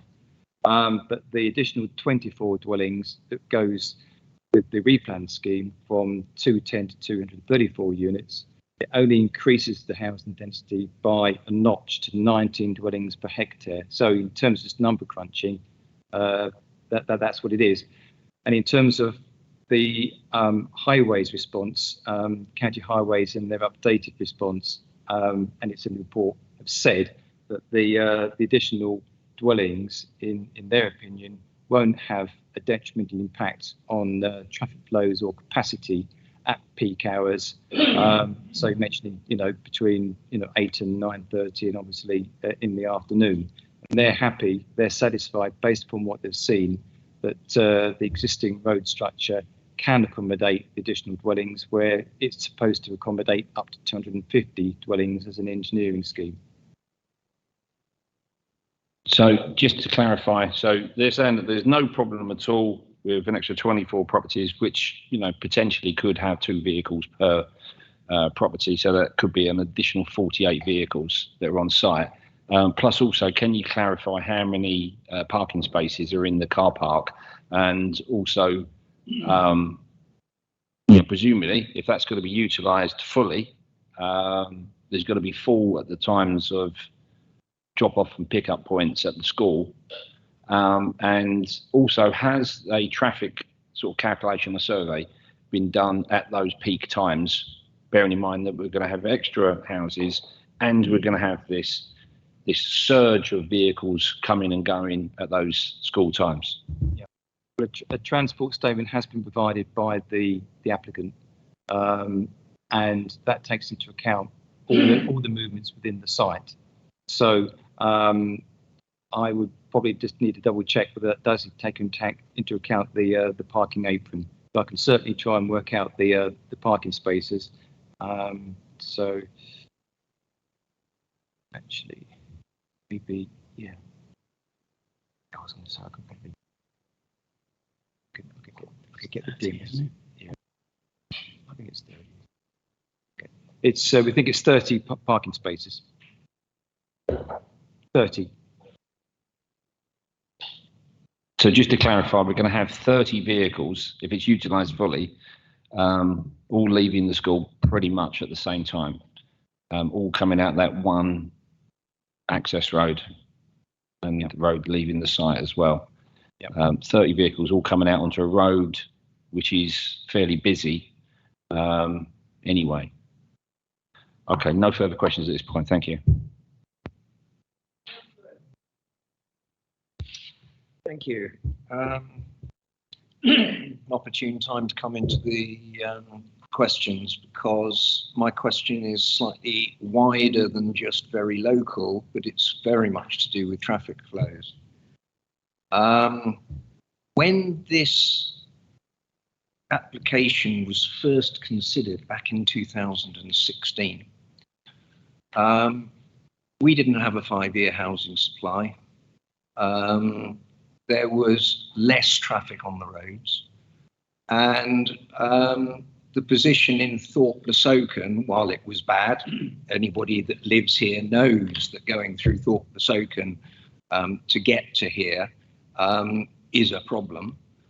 And that was identified, in fact, by a planning inspector in an inquiry, where she identified that Thorpe-le-Soken High Street was at or near capacity back in 2019. She refused a application from a developer on the Lighthouse, that being one of her reasons for refusal. Now, the situation has changed since then. We've built many, many more houses. And if Thorpe-le-Soken High Street was at capacity or near capacity then, what is it now? Because all of the traffic that is going to have to get to here is going to have to go through Thorpe-le-Soken. So I'd be grateful if officers could tell me how many major applications and what the results of those major applications are in terms of increasing the numbers of dwellings going through Thorpe-le-Soken to get to points east of Thorpe-le-Soken is.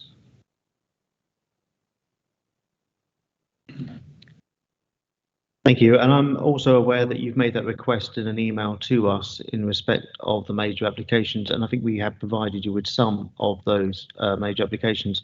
I'm not going to run through those now. Ultimately, I don't know the specific details of each and every one of those applications and what traffic levels that they may consist of, what number of bedrooms are associated with those developments, and so forth. This application is for 24, get my numbers right, additional properties. It needs to be judged on the merits of that, and you have Highways advice before us that is not recommending for us to refuse it on any capacity issues of the local area or any local issues of access in respect of this application. And we'd also have, in my opinion, additional betterment that would struggle to, well, I'll leave that point, ultimately has been proposed to add to this development in respect of footpath improvements and highway improvements that are proposed in addition to probably standard expectations of this application. On that basis, I would caution going down any road that would lead to a possible resistance on a highways matter. However, as a matter of debate, that is up to you to have that debate.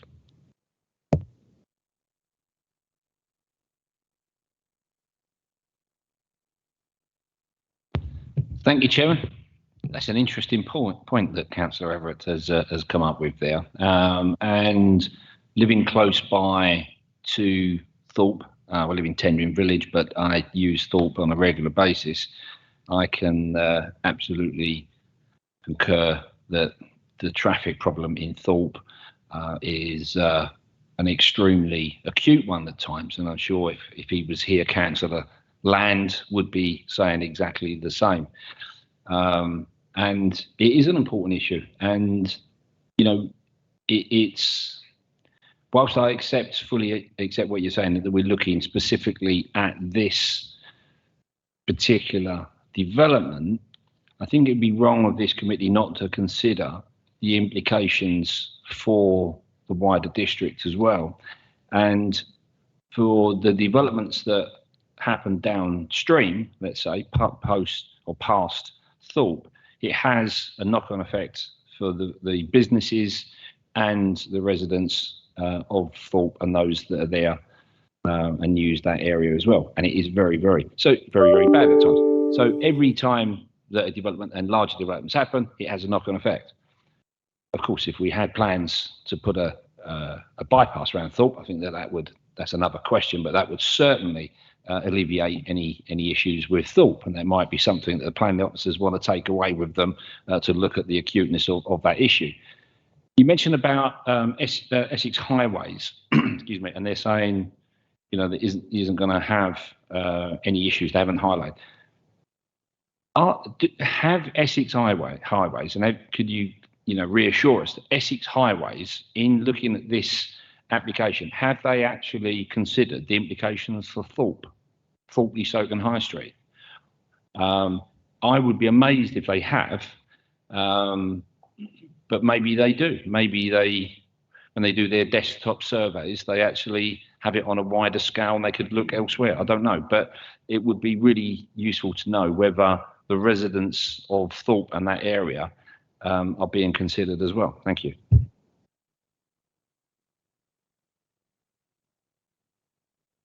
Junctions are generally monitored by the Highways Authority, and randomly they will survey junctions accordingly. I suppose I can only offer you this really. I've been involved in 2 significant schemes where the junction capacity was a significant major debate. One was in Elmswell, and I appreciate these are both Suffolk references, and the other one was a little bit further up from that, near Woolpit.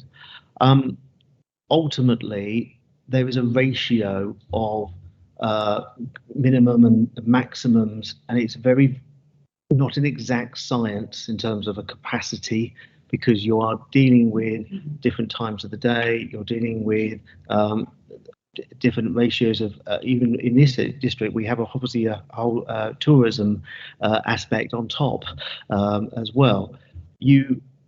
I can only rely ultimately on the Highways Authority telling us that there is not, to their knowledge, a capacity issue that for this size and scale of development would be materially evidence. And I hate to bring this one up, but ultimately the position we have to go back to is the NPPF and whether or not we can prove severe harm in the context of highways. And I would say 24 houses would be for us as an authority to go against the Highways Authority and to find evidence and be able to produce that would be an extraordinarily hard task. Thank you, and I fully hear you, what you're saying. But it's not just, it's not the committee that said that it's a problem for Thorpe. It's a planning inspector, and you know, it's how much weight do we place on a planning inspector on their views? Is that a material reason? You know, who trumps who? Essex Highways or the planning inspector?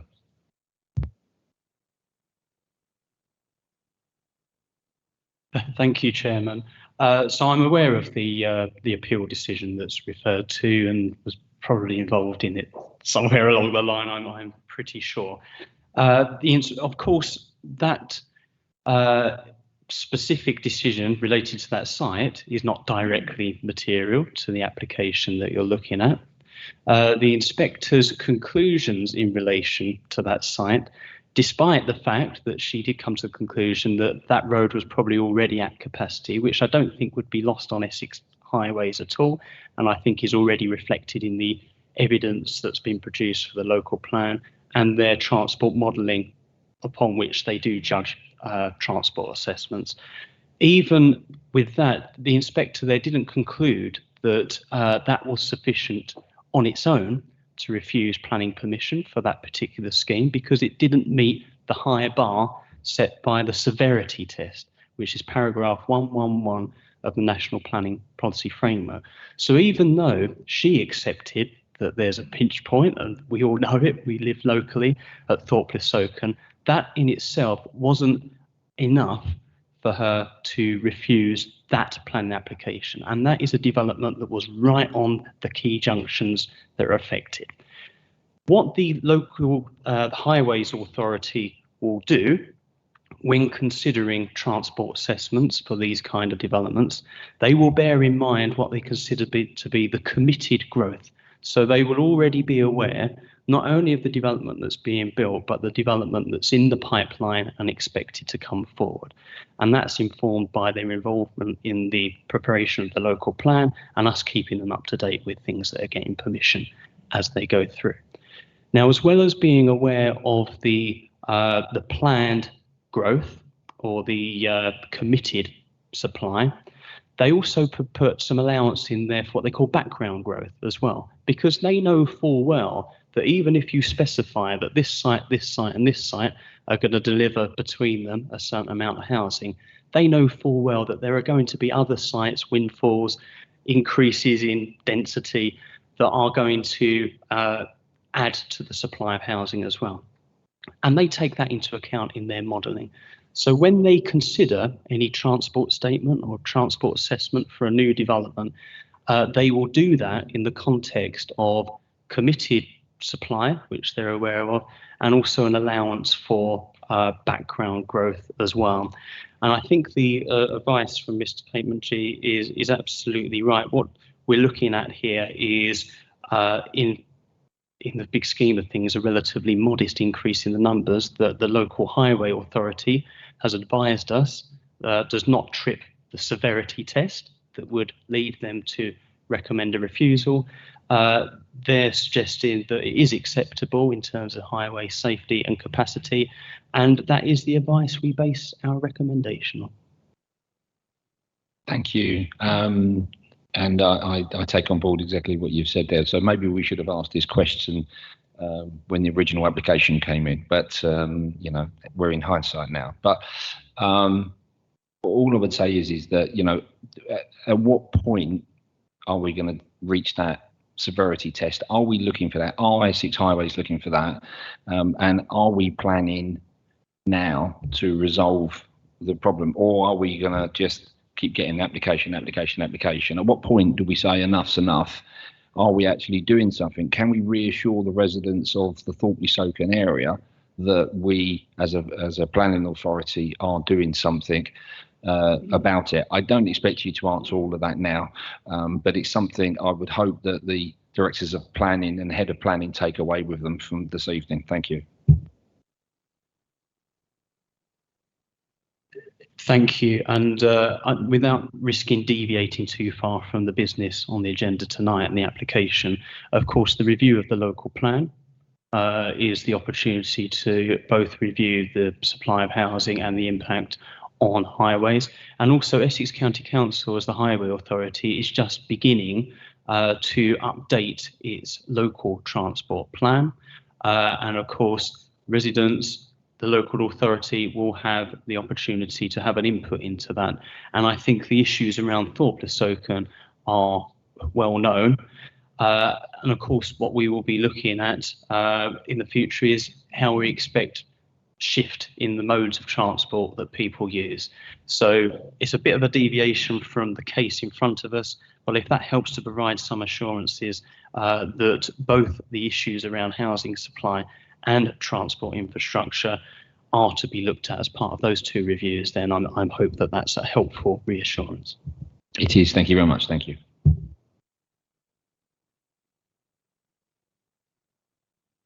Thank you, Chair.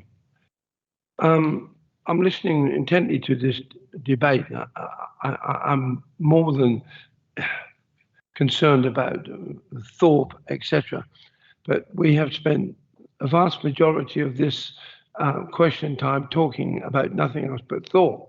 Well, I thought we were sitting here and the material consideration was what's before us in respect to 24 houses to be built in Walton on the Naze Frinton area, Kirby. I tend to lean towards what the district councillor had reported, was that the benefits of this with financial contributions outstrip anything that that could be achieved without it. Okay, so I went on to the internet a second ago, and according to Halifax, they know a thing or two about housing. I think that housing fell by 2.6 up to the year to June of this year. Well, of course, that doesn't sound a lot, but it is massive if you're selling on a larger scale, and there's huge financial amounts involved.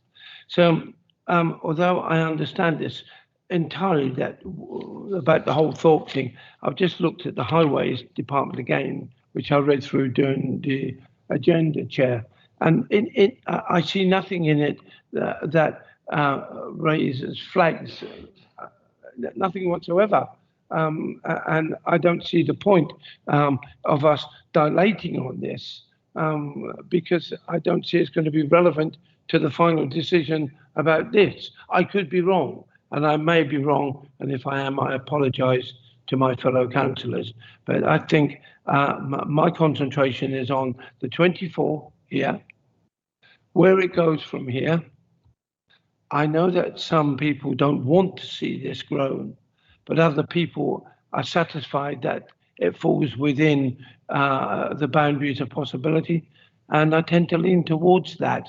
So I will be backing the request of our local councillor.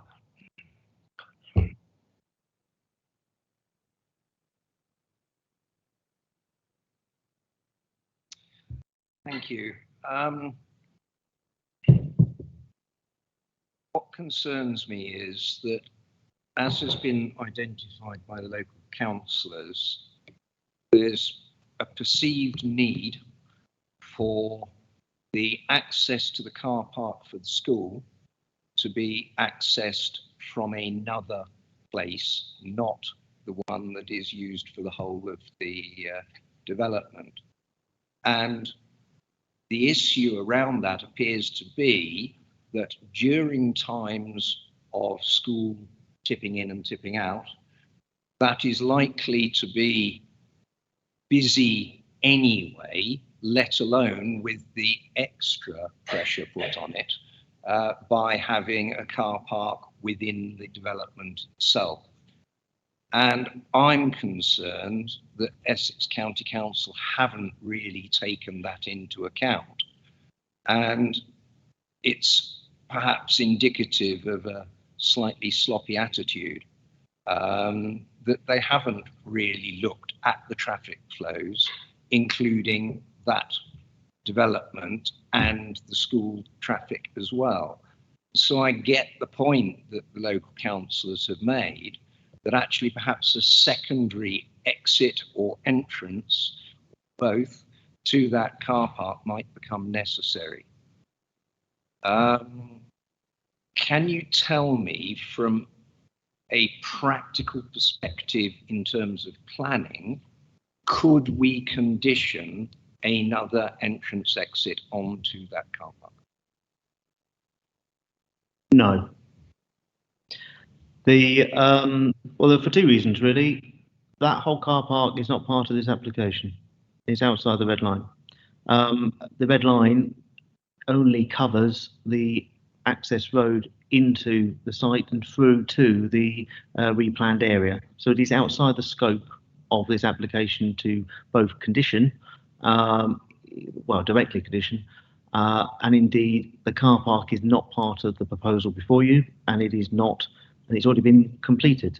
So I think it'd be unreasonable to revisit.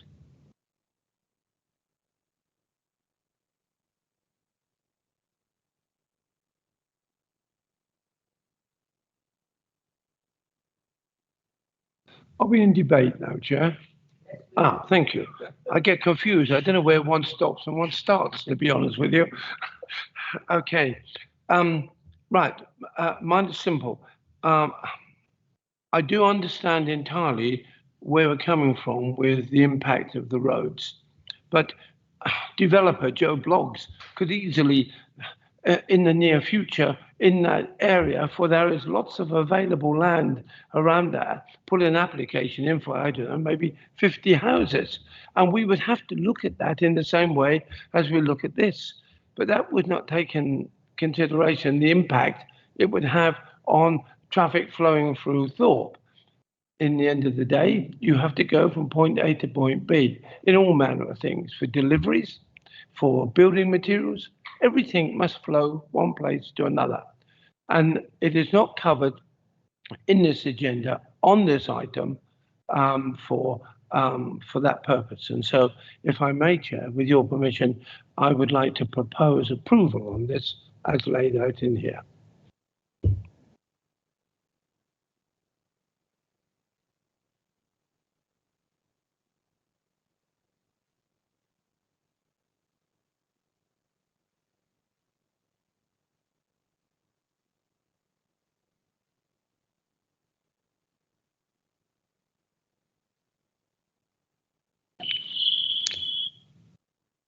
Yes, Chairman, I would like to test it as a proposal, and therefore I'm quite willing to second it.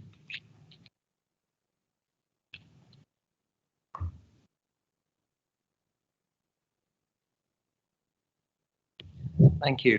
I find myself at 6s and 7s on this because I can see good reasons for it and I can see good reasons against it.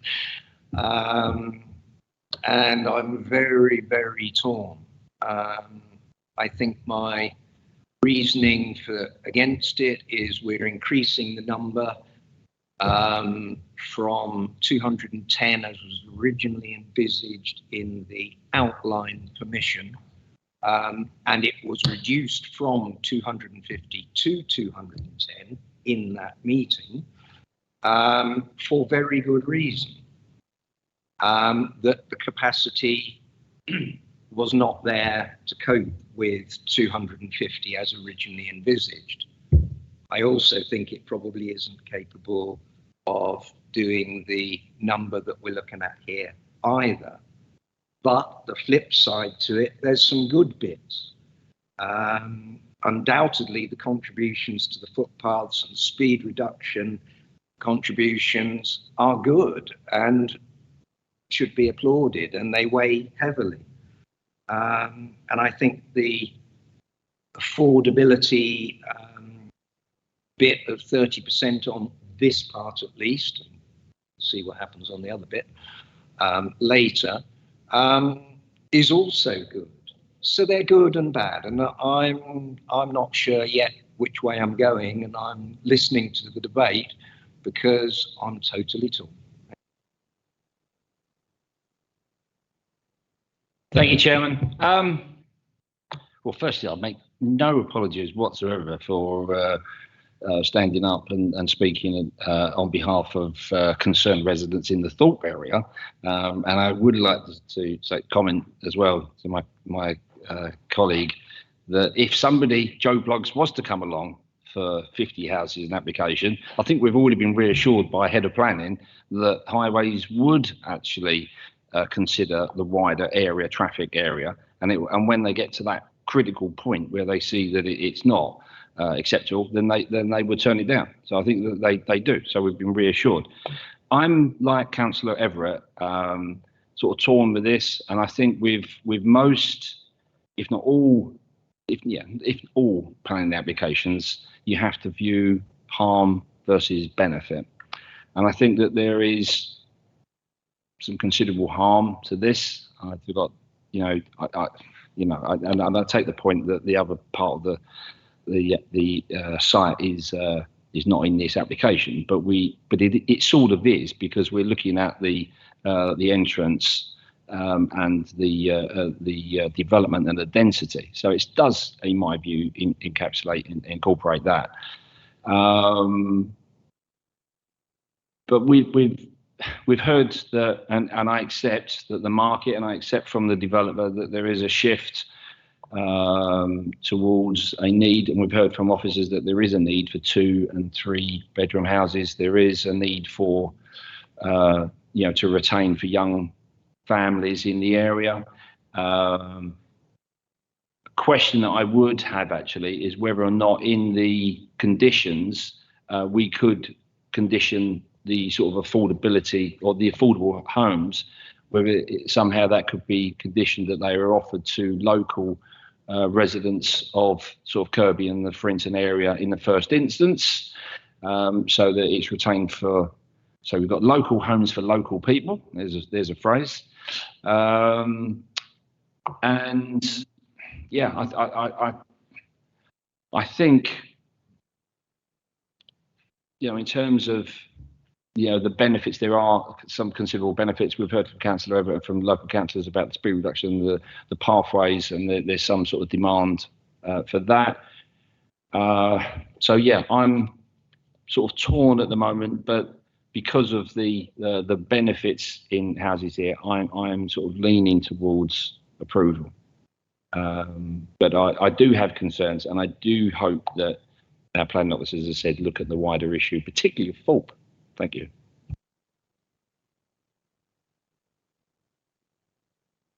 Thanks very much. Just to provide a bit of a response to Councillor Harris's question about local nomination, I think it was something that came up in Councillor Cousins's presentation as well. A few years ago, the council actually adopted new nomination arrangements, or local letting arrangements, which does give a greater degree of priority to those within the local area and the local connections. It was something that previous to that wasn't in place. So when the housing team is consulted on these, it will have regard to the housing register and the need from that. And when it comes to actually nominating people to the affordable housing, yes, there is a high priority for those that are statutory homeless, and that there's a statutory requirement for those. But elsewhere, the priority is given to those local people with those local connections through the council's letting arrangements that they adopted a few years back.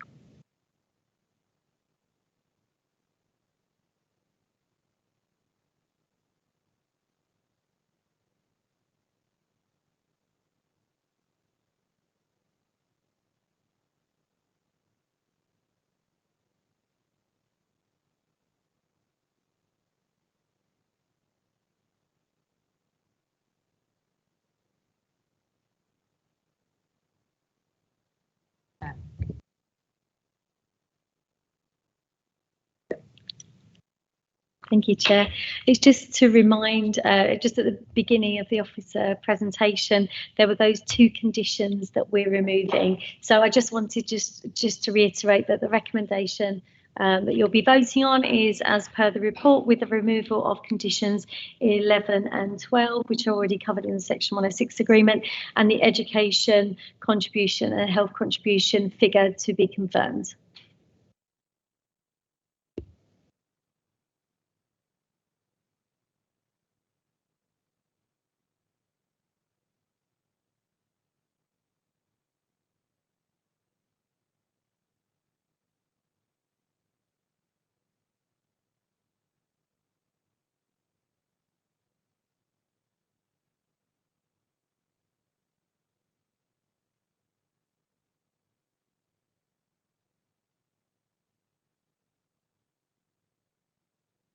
Four.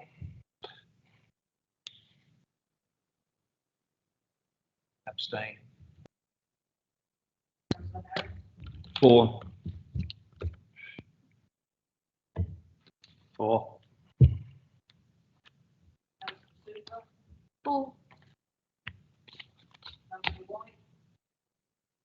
4.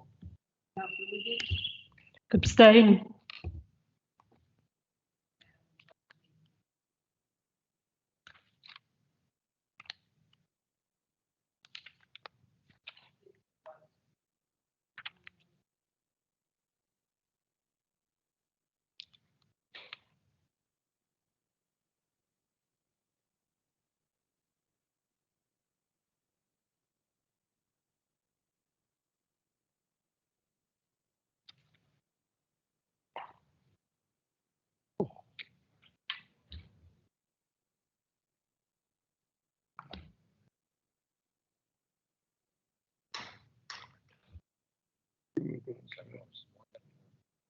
I love it.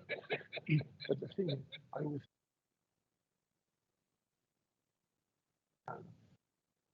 businesses, they think. You want to hear what they think. They think that they're happy with it as it is. They're struggling as it is. Yes, they are. They depend on passing trade. Oh, thank God for that. Oh, thank God for that.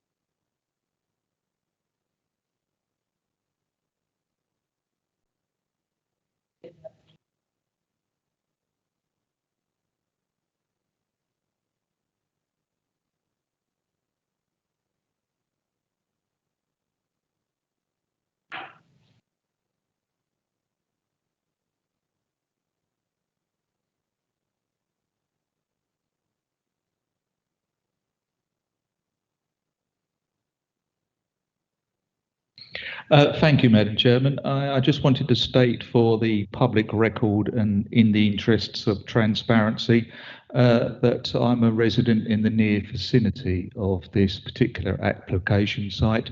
And I just want to put it on the record that I've played no active role in this planning application, either in my capacity as an officer or in my private capacity as a local resident.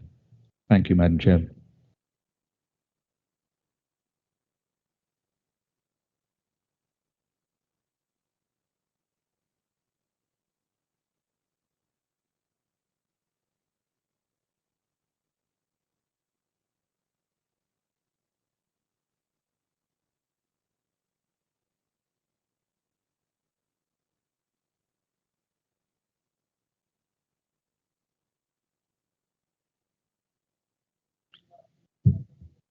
Thank you, Chair. Yeah, so this item concerns land to the rear of 755 and 757 St John's Road. It's also known as the Rouse's Farm, which is a very important strategic allocation, which will enable the western expansion of Clacton. This proposal in front of you, for what it's worth, I'm quickly going to read it. So it's an outline application, important to note, with all matters reserved except for means of access for the redevelopment, including the demolition of some buildings of the site for up to 950 residential units, including affordable housing, including a new neighborhood center comprising a local healthcare facility of up to 1,500 square meters and up to 700 square meters for use classes EA, which is shop, EB, food and drink, or F2, which is community center, as well as a 2.1 hectare site for a new primary school and associated roads, open space, drainage, landscaping, and other associated infrastructure. I think you are all very familiar with this site, its location. It's off St John's Road. It's a very large allocation, as I've said earlier. So that's the outline in red there. And the next slide, which is the indicative master plan showing the access of St John's Road, as well as another access here to the southeast of Jaywick Lane. So I'm gonna pause at this slide because this item has been to a planning committee back in June 2022. And members of that committee resolved to grant planning permission for that very same development that I just read out, subject to a legal agreement. And there was the resolution of the June 2020 committee was subject to a 6-month time limit for the completion of that legal agreement. Now where are we now? We are in August 2023. The legal agreement proved way more complicated and complex. So to get to a point where all signatories to the legal agreement are in agreement has taken significantly longer. Like I said earlier, the site is very important to the council. It's a strategic allocation. And I can confirm now 100% that the Section 106 legal agreement has now been agreed by all signatories. It is a legal agreement with areas of significant complexities, and I just need to reinforce again, it took a little while longer than initially anticipated to get all those complexities resolved. So what are we asking you tonight? So given that it's been over 6 months since the June 2022 resolution, and following legal advice, it is now necessary for the application to revert to members, and we are simply seeking authority from members of this planning committee to issue the outline consent now that the Section 106 legal agreement is ready for engrossment. The latest draft legal agreement has been confirmed to be acceptable by all signatories to the legal agreement. So with that in mind, there's just 2 updates that I need to give you. They are 2 very minor points. I would like to refer you to page 90 of your report, where, the recommendation section in that block. It's simply bullet point 2, which states the provision of land on site for a new healthcare facility together with. The words together with should be replaced with or. So it should read the provision of land on site for a new healthcare facility or £554,900 financial contribution. And the other update is the last bullet point. So we have actually secured a residential travel plan as part of a condition. And we're doubling up a little bit here because this is the recommendation under A is all the heads of terms that should be secured. It needs to be secured in this legal agreement. So because we've already secured a residential travel plan as part of a planning condition, we shouldn't repeat that in the legal agreement. So we should just strike out the provision of a residential travel plan, the first part, and the legal agreement will only cover the residential travel plan monitoring fee. Thank you, Chair.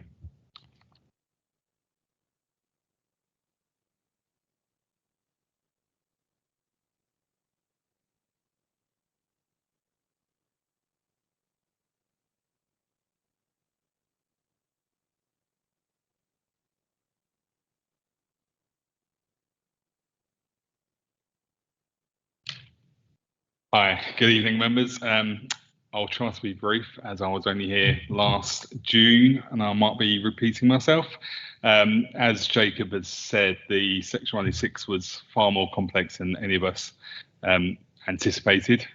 As of this afternoon, it is now fully agreed, ready for engrossment and signature, which will be my next job over the next couple of weeks.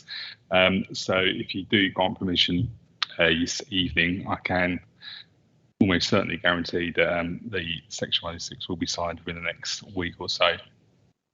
In summary, as Jacob said, the site benefits from an allocation in your local plan. Alongside the housing, the scheme will deliver a new primary school, which will be provided within phase 1. As part of my discussions on the Section 106, I have started discussions with Essex County Council to understand their requirements for the new school. So that process is fully in progress. As Jacob hinted, the new homes provided by your development will include a significant level of affordable homes, and it will provide a significant part of your future housing supply and will reduce the need for you to have to consider speculative developments on sites that you have not chosen. Scheme will also provide a new neighbourhood centre and a health facility. These will be provided within phase 2. And generous areas of open space, up to 31% of the site will be green, essentially, which will allow for a variety of play provision and soft landscaping that will help to improve the health and well-being of the community. In summary, the application before you meets the policy requirements of the local plan allocation in full.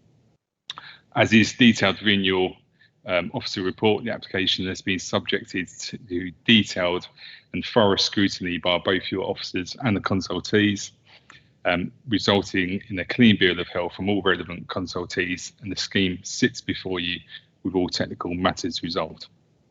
You can therefore approve the application tonight, safe in the knowledge that all potential impacts have been carefully considered and mitigated. And indeed, any potential impacts will continue to be tested through subsequent reserve matters and detailed condition discharge applications. We have started that process already. We have engaged with tendering and other bodies in advance of reserve matters for phases 1 and 2. We are ready to submit our first detailed applications imminently. And we look forward to the opportunity to work with you all to deliver a development that delivers significant growth and opportunity for Clacton residents. It is our full intention that the design and layout of the scheme matches and exceeds the same high standards that you have previously endorsed for our schemes elsewhere in tendering. You therefore have an application before you this evening that will deliver tangible benefits to both the community and your district.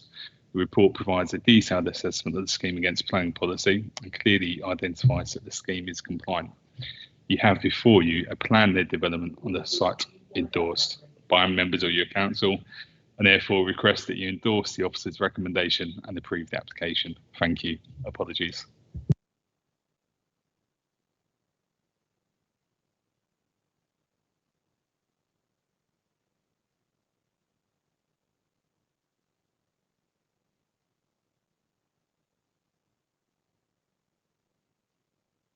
Thank you. My hearing isn't very good. So I'm still not sure exactly what you said in terms of that second provision. Are you saying it's provision of land on site for a new healthcare facility or a £554,900 financial contribution towards its provision? Is that what you said? And clarify that. So in the first instance, the NHS Suffolk and North East Essex Trust will have the option of taking the land for their healthcare facility. So that is the first option. It's only if they, for whatever reason, do not want the land, then the financial contribution option kicks in. So that's why the together with needs to be replaced with the word or. It's purely, that's exactly how it is basically drafted in the Section 106 agreement. So it's purely just a technical matter and a very minor typo, but a minor typo that could cause confusion, hence why we need to give you the verbal update. Thank you, Chair.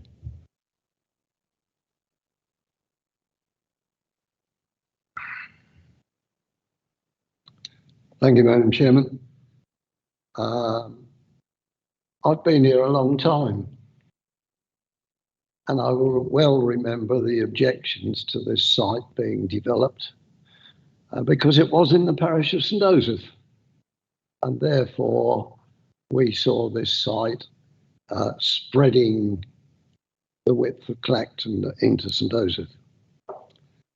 I think that problem has been solved, but, and this is the big but, I was quite prepared tonight to come here and vote against this application because, as far as I'm concerned, we've been here so many times before and the Section 106 agreement is so near being signed. Please give us permission to go ahead.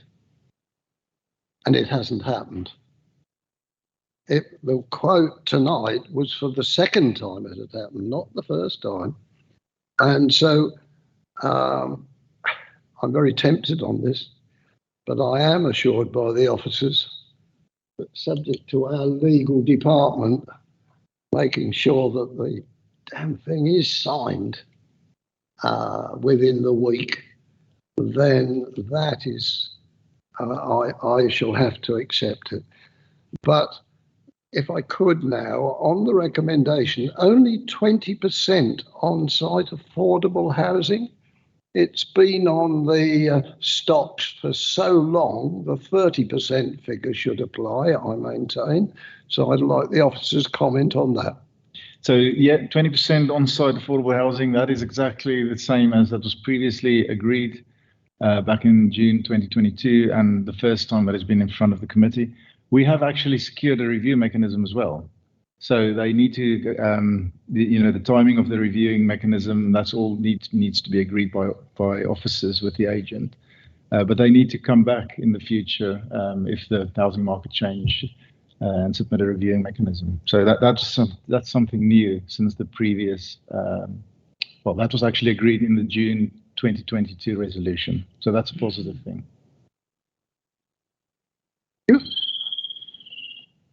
Councillor. Thank you, Chairman.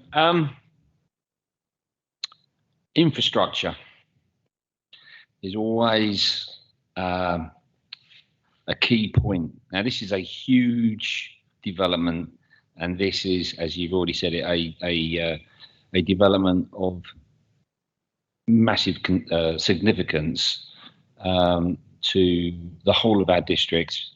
Because this is an important part of our local plan, which has been agreed.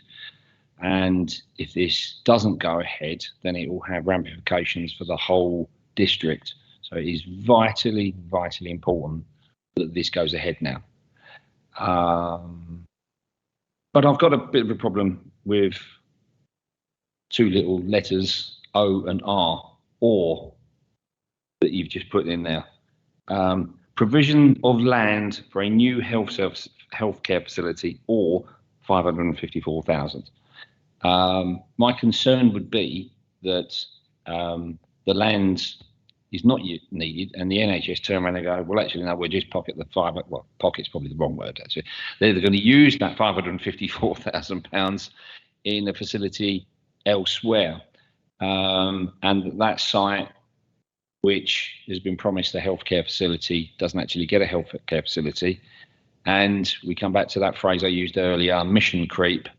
And John, if you're still on the planning committee in another 5 years' time, you'll see this come back again.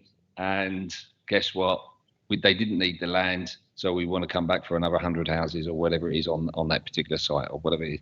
That's my fear. I'm not sure that you're going to give me any answers now that's going to reassure me, but I'm just venting my frustrations. It's been a whole night of venting my frustrations tonight, but I just do not want that to happen. And I'm sure residents will be concerned that that's going to happen. Is there anything you can do to reassure me? I can give extra reassurance. So the way the Section 106 is drafted and agreed now by all parties is actually directly in line with the allocation, because the allocation seeks to provide a healthcare facility, the land, or a financial contribution. So that is a line that's been agreed. This concern was raised, I think, in June 2022 as well. And we, as part of that planning committee, we agreed that if it goes to the financial contribution option, that is actually ring fenced for medical facilities in the West Clacton area, if I'm correct, only. So we have secured that additional requirement, if you like. Just come back on one point there. Sorry, we heard, I'm not sure who said that, whether yourself or the applicant, that the school is going to happen in phase 1. Yeah. What phase would the healthcare facility happen if it happens on site, please? Oh, so that's a quite a detailed Section 106 trigger question, isn't it?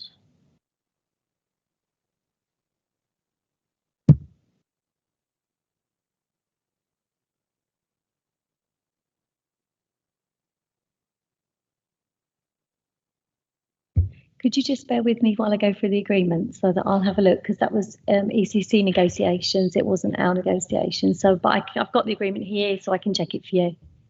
Okay, thank you.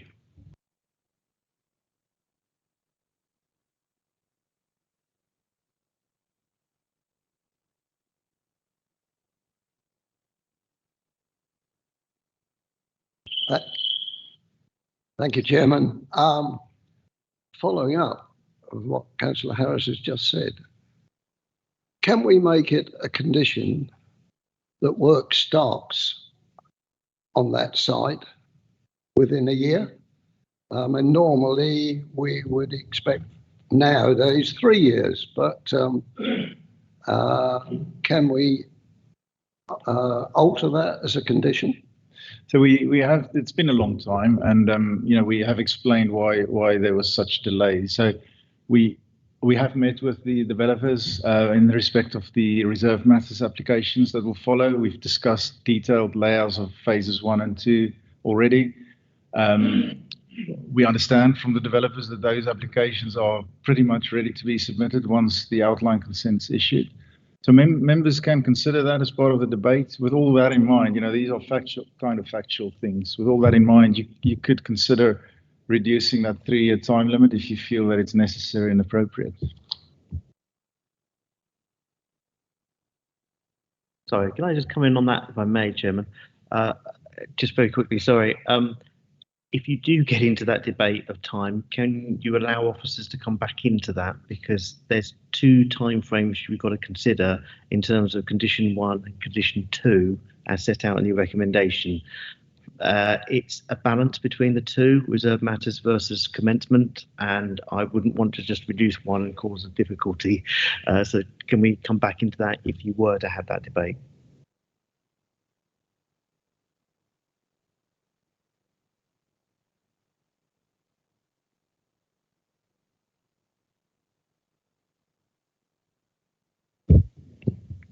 Thank you, Chair. I must confess, after reading the agenda, there's no input, unless I've missed it somewhere, from education or from health. Now, normally we would have in one of our consultants, that would be there somewhere hiding in there. From what I can understand it, we have just been the pleasure of 1,000 plus dental appointments because of such a dramatic loss of dental care within our area. You can't get a doctor's appointment to save your life, and the schools are at bursting point. There are very few places. I'm worried about this provision of SOTA land or the 554,000 financial contribution towards its provision. What does that mean in cold cash terms outside of the planning spiel? Does this mean that this is going to be built one way or the other, or it won't be built? And if so, where does the £554,000 gravitate back to? Does it go to the NHS to be used somewhere else? Is that what I'm looking at? I'd like to refer you to page 101 of your report back. So we've actually extensively consulted with NHS England, as well as we referred to it as the Essex County Council Infrastructure Planning Officer, but that includes Essex Education. So page 101 and page 110. So at the end of page 101, there's a reference to NHS England, and their comments are provided in full on page 102, 103, 104, 105, all the way through to 106, or end of 105. And the Essex County Council Infrastructure Officer's comments provided on the on page 110. So over the period, which is quite an extensive period that this application has been considered by the council, we have consulted repeatedly with these bodies, as well as during the negotiations of the Section 106. They are entirely happy now. In terms of the second part of your question, so in plain English, it means if for whatever reason the NHS doesn't want the site, the serviced site earmarked for the healthcare facilities, if they're not taking the site, then we revert to the £500,000 contribution. That contribution that contribution will be paid to the council, and that will be passed on to the relevant NHS body, and that should be spent on improving and expanding existing medical facilities, and it's ring-fenced for the West Clacton area. Thank you, Chair. Chair, I want to go back on that. Although I did actually go through this, this is not. This is just an overlay.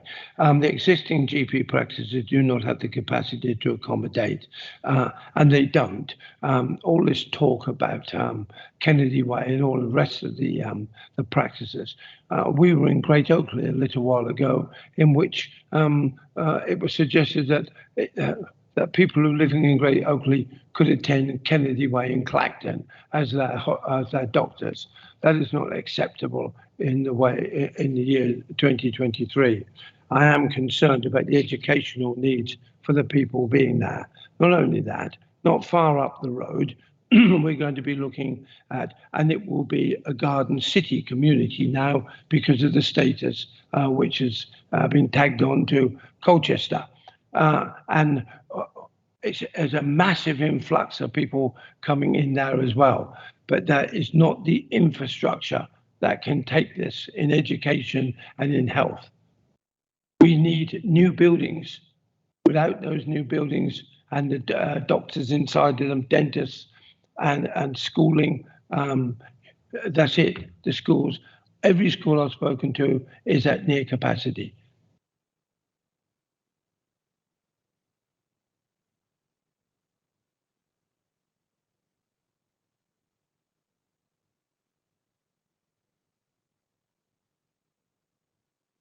With your permission, I'll go into the debate now.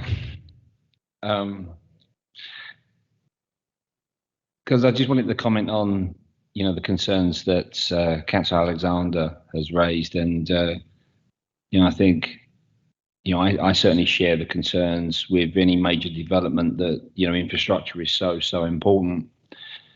And sometimes we get it right and sometimes we don't. And, you know, the garden community, that's certainly, you know, a one for the future. And that's, you know, a plan for getting the infrastructure before the buildings come along. So with that, yeah, we've got a blank piece of paper there at the moment. So that's going to be a huge benefit.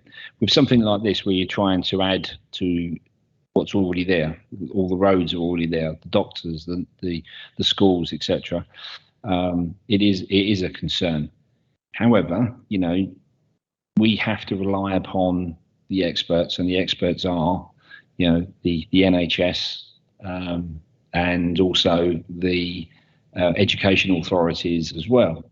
And you know, if they say they need, you know, £554,000, then we have to rely upon them that's what it is. We have to rely upon the management of the NHS, Essex health authorities to actually manage it properly. That's what we have to do and we hope that they do. As the same with the education authorities. You know, we can't force them to take less money, more money, or whatever. It's for them to request what they want and their facilities. My concern would be is if it doesn't happen, is, you know, are there going to be requests for future for more housing, etc., which will just compound and add to the problem. But I don't think that's a debate to have now. I think that would be a debate to have in the future, and sometimes it's a game that's played by developers, and I am assuming that that's not going to be the case with this.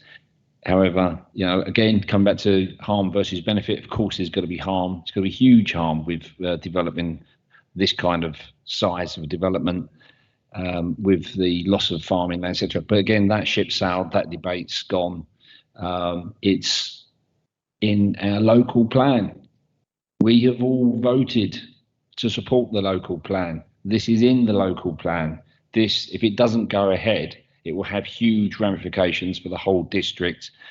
Therefore, this must go ahead. And I would certainly urge all those parties, including the agent and developer, to get their heads together to try and move this along as quickly as possible, and for officers to challenge the development along the way to ensure that it's done in the best possible way for the future of tendering districts. So with that in mind, at an early stage, I'm very happy to propose acceptance. Thank you.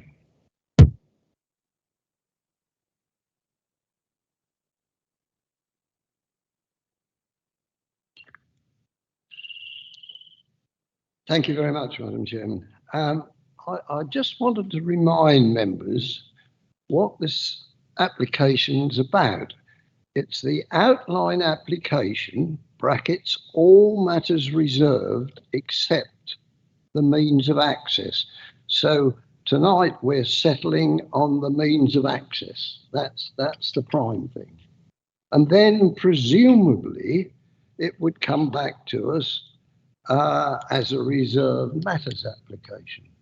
Now, I'm very grateful for John's guidance when one looks at the conditions.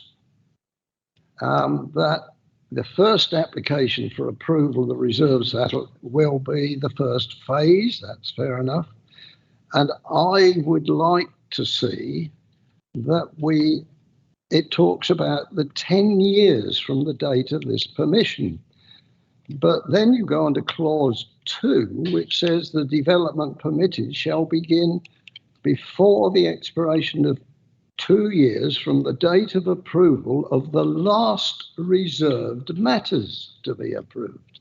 In other words, where I would like to see development there, for the very reasons we've talked about, the medical centre, the school in particular, I'd like to see that somehow tied down.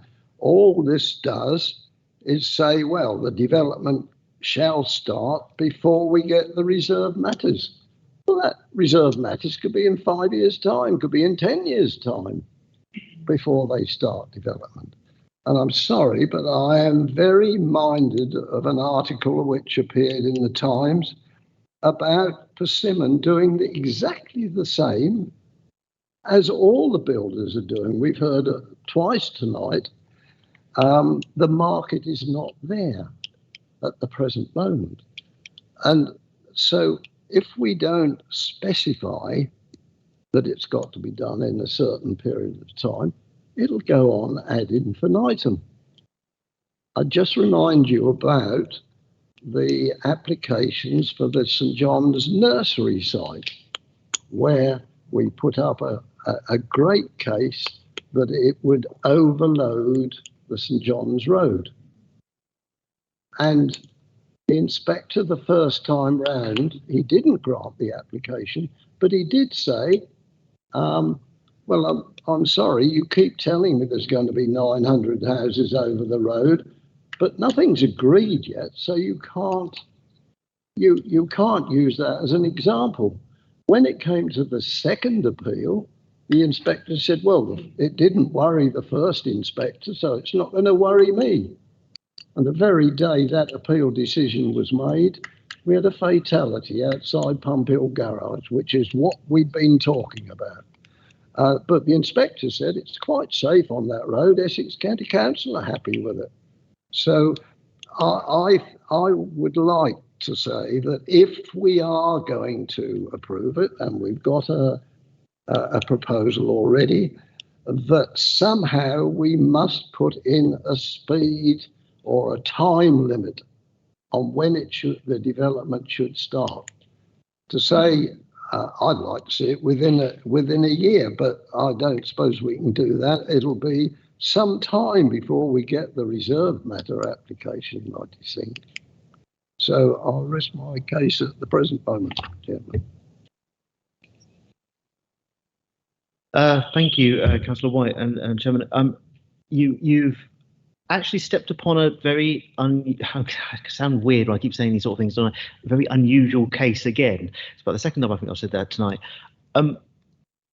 Planning conditions, the standard planning conditions when it comes to reserve matters and outline are probably designed around a basic understanding of the timings of an application.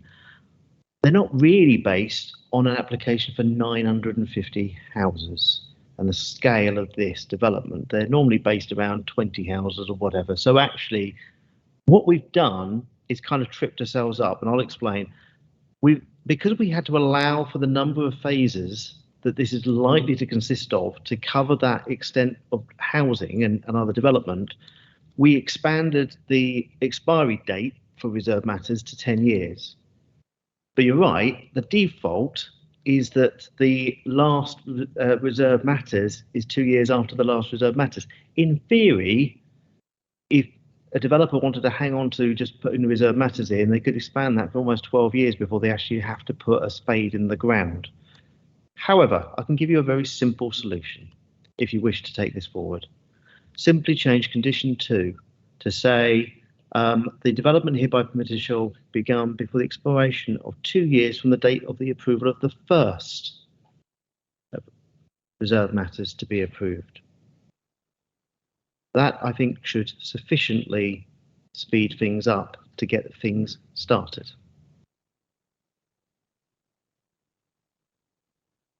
I'm very grateful. Yes, I think that might help us a bit. Councillor Everett, and then Councillor Alexander. I think that actually solves my problem. Let me go on.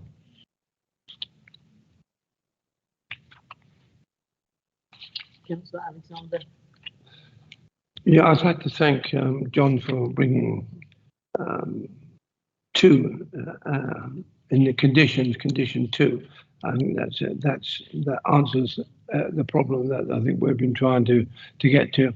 But I'd also like to justify something that was said by Councillor Harris when we were discussing the application prior to this. which was the Thorpe token, Kirby Cross. The whole infrastructure was mentioned all the way along, and the provision for the general public. What I said was, and I never mentioned once that I was actually against this application, because I was one of the people who agreed in the first place.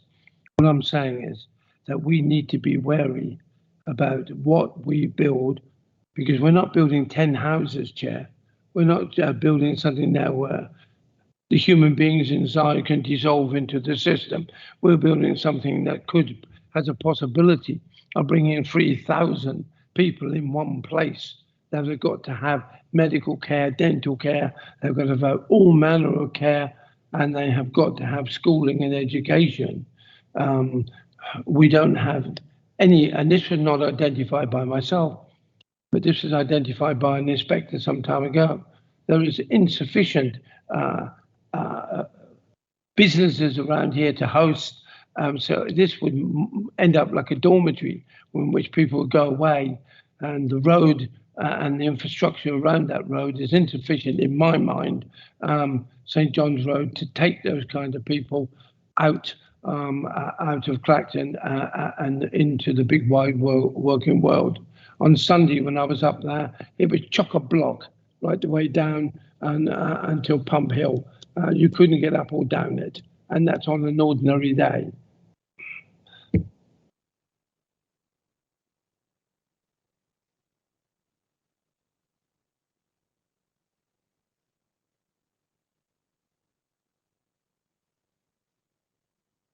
Thank you, Chair.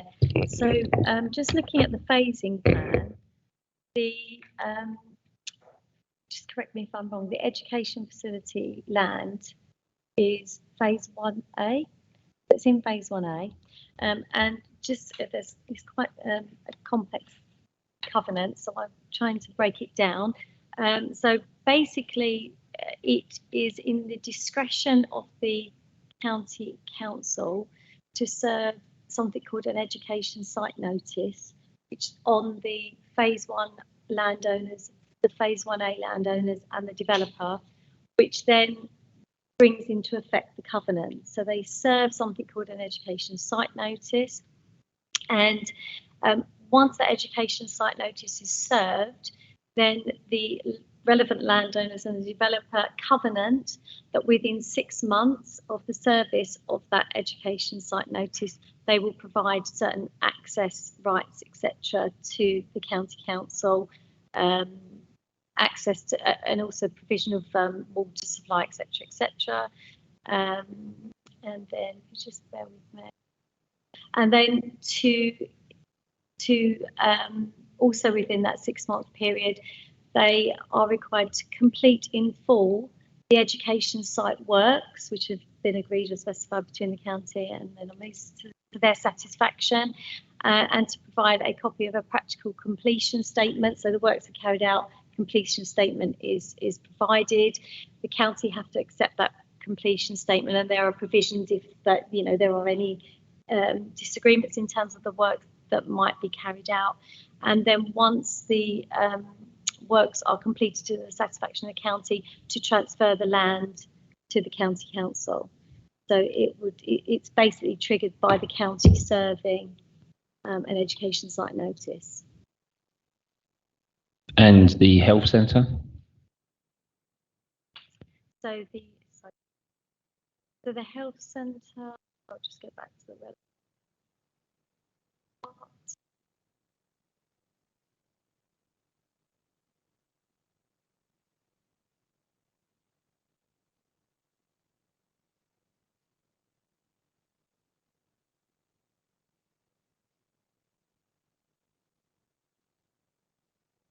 So the covenant is not to commence the development unless until the owners have offered to transfer the health centre land in a service condition to NHS England.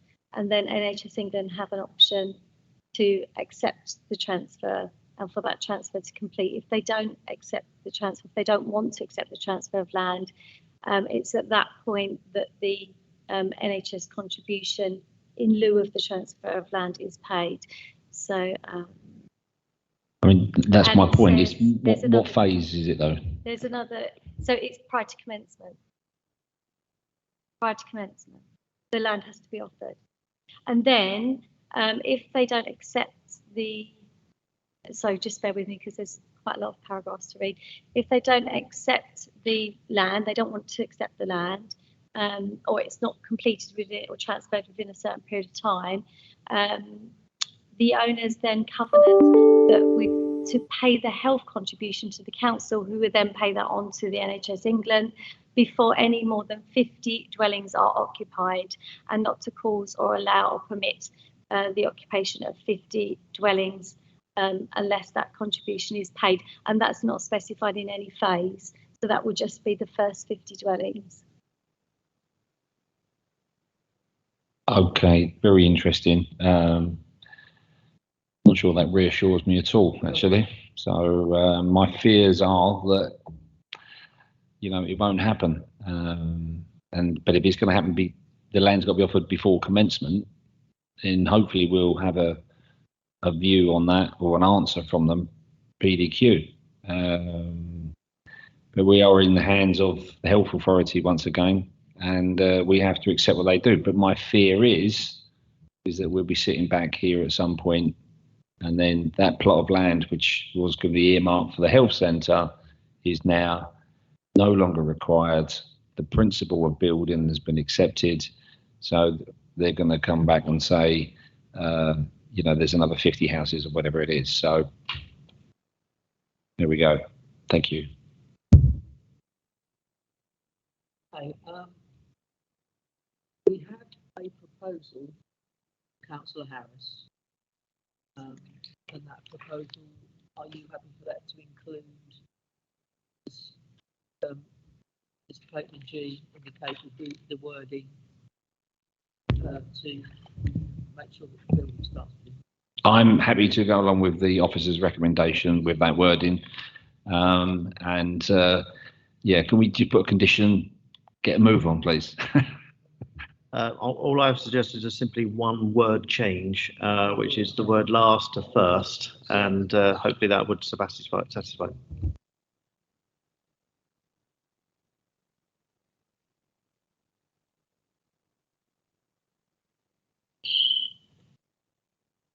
Chairman, I'm prepared to second it, but I want to change in two conditions, not just item 2, which was suggested by John. If you read question 1, it says at least the first phase of the development shall be made no later than 3 years from the date of this permission. I'd like to see that changed to 1 year. And then in condition 2, as suggested by John, the development hereby permitted shall be begun before the expiration of 2 years from the date of approval of the first reserved matters to be approved. So in other words, clause 1 would read no later than 1 year from the date of this permission. They've got to put in at least the first application for reserved matters. And then if that is approved, then before the expiration of 2 years from that first date, we should start to see some development on the site. That reduces it down to 3 to 4 years max before we start to see development. There is a danger of pulling strings of a tapestry and very quickly it all unravels, and I feel this is where we're going to get to. My concern here is you play around with one condition, you play with both, you've got a very different time frame to be dealing with. So let me give you the scenario. Ultimately, if we are saying that we need a reserved matters application to be in no later than 3 years of the provision. Right, okay, so we reduce that to 1 year. So within the next year, they have to give us a reserved matters application. Now, if we're very efficient and we approve that instantaneously, for example, they then only get 2 years to commence. And I'd imagine, I'm not sure if they are absolutely ready to be putting the diggers onto site literally within 2 to 3 years. Plus, you're then forcing a load of obligations to kick in respect of the 106 agreement, not least to agree whether the health land is going to be given to the NHS or not. And there's probably loads of others I haven't even unravelled. I would prefer not to change both, because I think the reserved matters timeframe needs to be realistic and reasonable for a large company to deal with the financial and banking requirements, at least, in order to get that development off the ground and enough capital to then start paying out for the mechanics of all the other infrastructural requirements that we've got. The road costs alone for the access and the school are all quite early on in this development. They're not second or third phases. So I'm actually surprised to see them so early as it is before we change this time frame. I'll be honest with you, if we're going to play around with that any further than the suggestion I've made, I am professionally saying to you that we need to discuss that further with the applicant, because we are possibly imposing a burden too far that would be a risk of reasonability. If I could, Chairman, yes, I can understand it's going to be tight for them, but the original pre-app discussions for 2015, that's 8 years ago. And here we are still pussyfooting about the site. Either it's got to go ahead or it hasn't.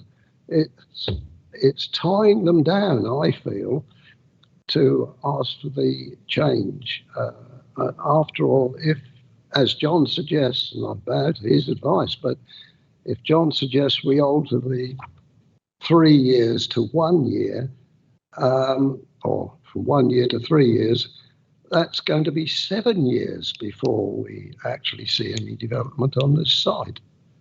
I think they've had plenty of time to get ready for this site. It is, at the present moment, the biggest site we've got in the patch. I know there's going to be bigger ones afterwards, but nevertheless, it is the biggest one, and surely to goodness, we can expect to see some development before 7 years, before we get the school. So that was my reason why I wanted to change it from 3 to 1, and then the first reserved matters to be approved. I have really no further advice to provide you, other than that obviously this is your choice. If necessary, we could go ahead with your suggestion, and the other options would be that they could come back and not want that imposed, and we'd have to come back to committee another time if that's not what they can actually live with. Ultimately, if we were to approve on that basis, they have the option to vary that condition if they so wished, or indeed appeal that condition.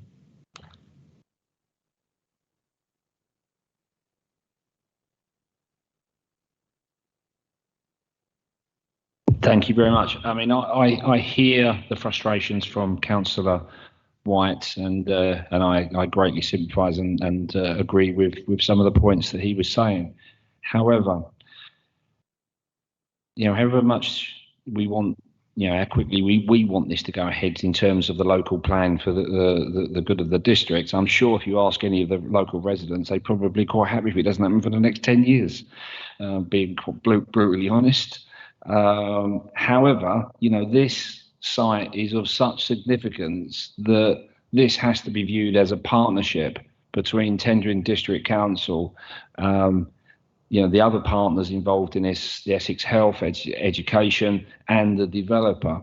And, I would be, hopefully the officers and the developer can hear our concerns, will work diligently to, work through this as quickly as possible. But, being a businessman myself, on a much smaller scale, but, the development of anything, and raising funds and capital and logistics and putting everything for a site of 50 houses, is big. But for 950 is massive, and I would just be happy to follow the officer's advice, and encourage the officers to work together with the developer. As I said, this is of such significant importance. This is a partnership for which will help our districts in the years to come. So I would recommend following the officer's advice on this.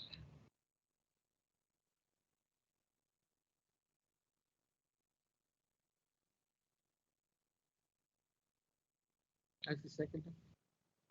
No, I listen to everything, but I also am very mindful about the state of the schools and the health authority at the present moment. And if we're going to wait 10 years before we get these, then I'm sorry. I shan't be too worried about it in 10 years' time, but there'll be a lot of people who would worry about it and would want to get it done as soon as possible. I would have to accept John's suggestion, but all I'll say to this committee, I think the locals, there will be those who object to it anyhow, but there'll be a far greater one who find they can't get a doctor's surgery, who can't get their children to school, and they would have supported that situation. Thank you, Jim.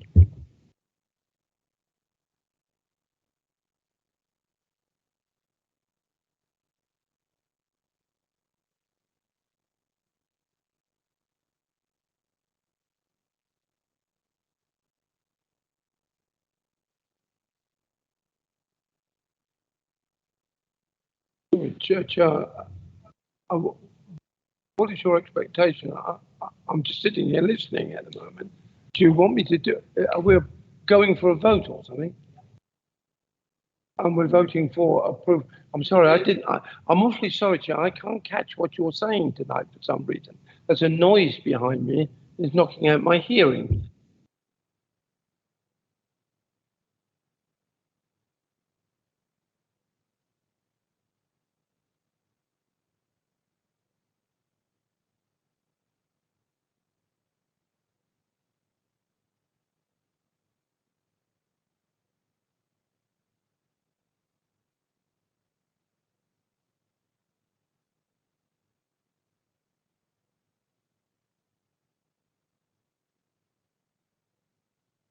So it's with the amendment to condition 2, which changes the word, it deletes the word approval of the last of the reserved matters and changes it to the approval of the first of the reserved matters. And then the only other amendment is in relation to, if you look at the recommendation on page 90, A, and the final bullet point, the heads of terms only require the residential travel plan monitoring fee, not the travel plan itself, because that's covered by condition 20. They're the only two amendments, I believe.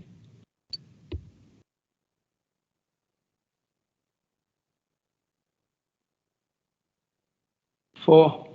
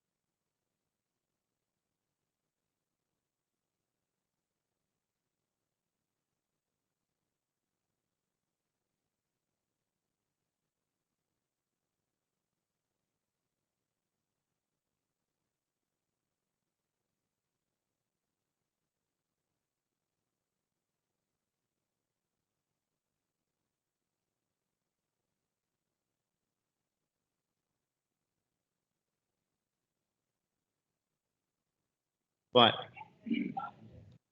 In fairness, I think you are aware of the plan. I need to share to be able to get on there, though.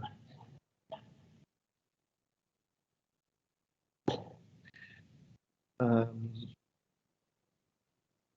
honestly thought that was covered already. Except.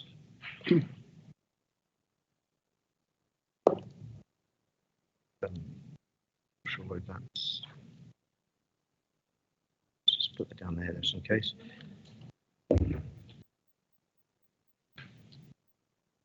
Yes.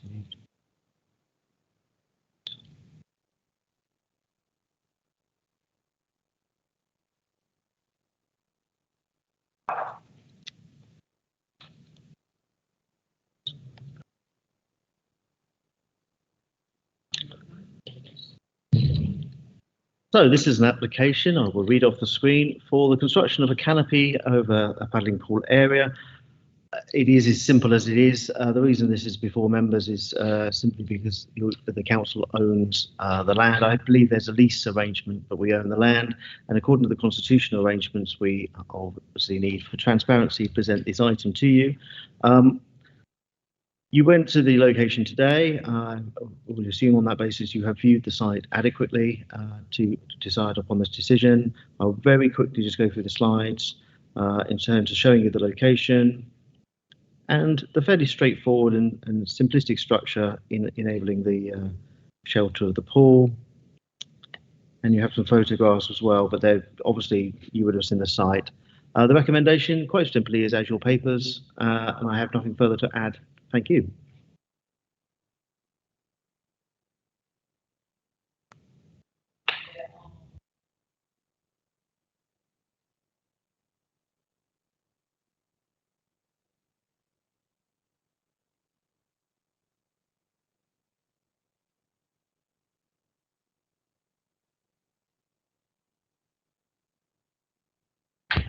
Thank you, Chair. I would like to congratulate the people who look after this area. I was never been there before, quite stunned by it. It's beautiful, and I'd like to take my family there if I'm allowed to. And on that note, I'd like to propose this, for I see no point or any way I can refuse it. So my vote is approval. I think that Councillor Alexander has actually said everything that I want to say, and I would like to second it. Thank you.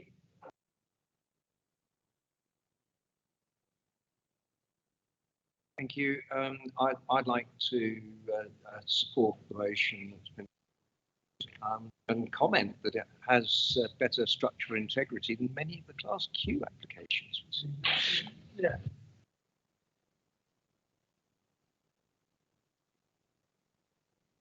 Thank you. Well, mine's a technical question for the officer, and I'd like him to explain the technical engineering facts on how we got to a smaller pool over a big pool, because there was some big blocks of concrete or something that was underneath. Or I could just say I'm going to support it. So thank you.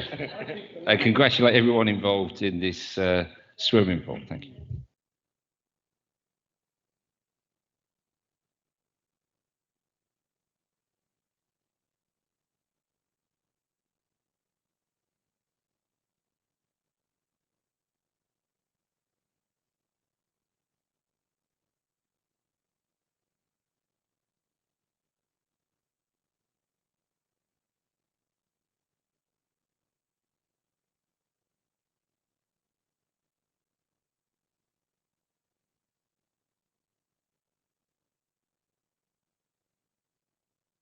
Thank you, everybody.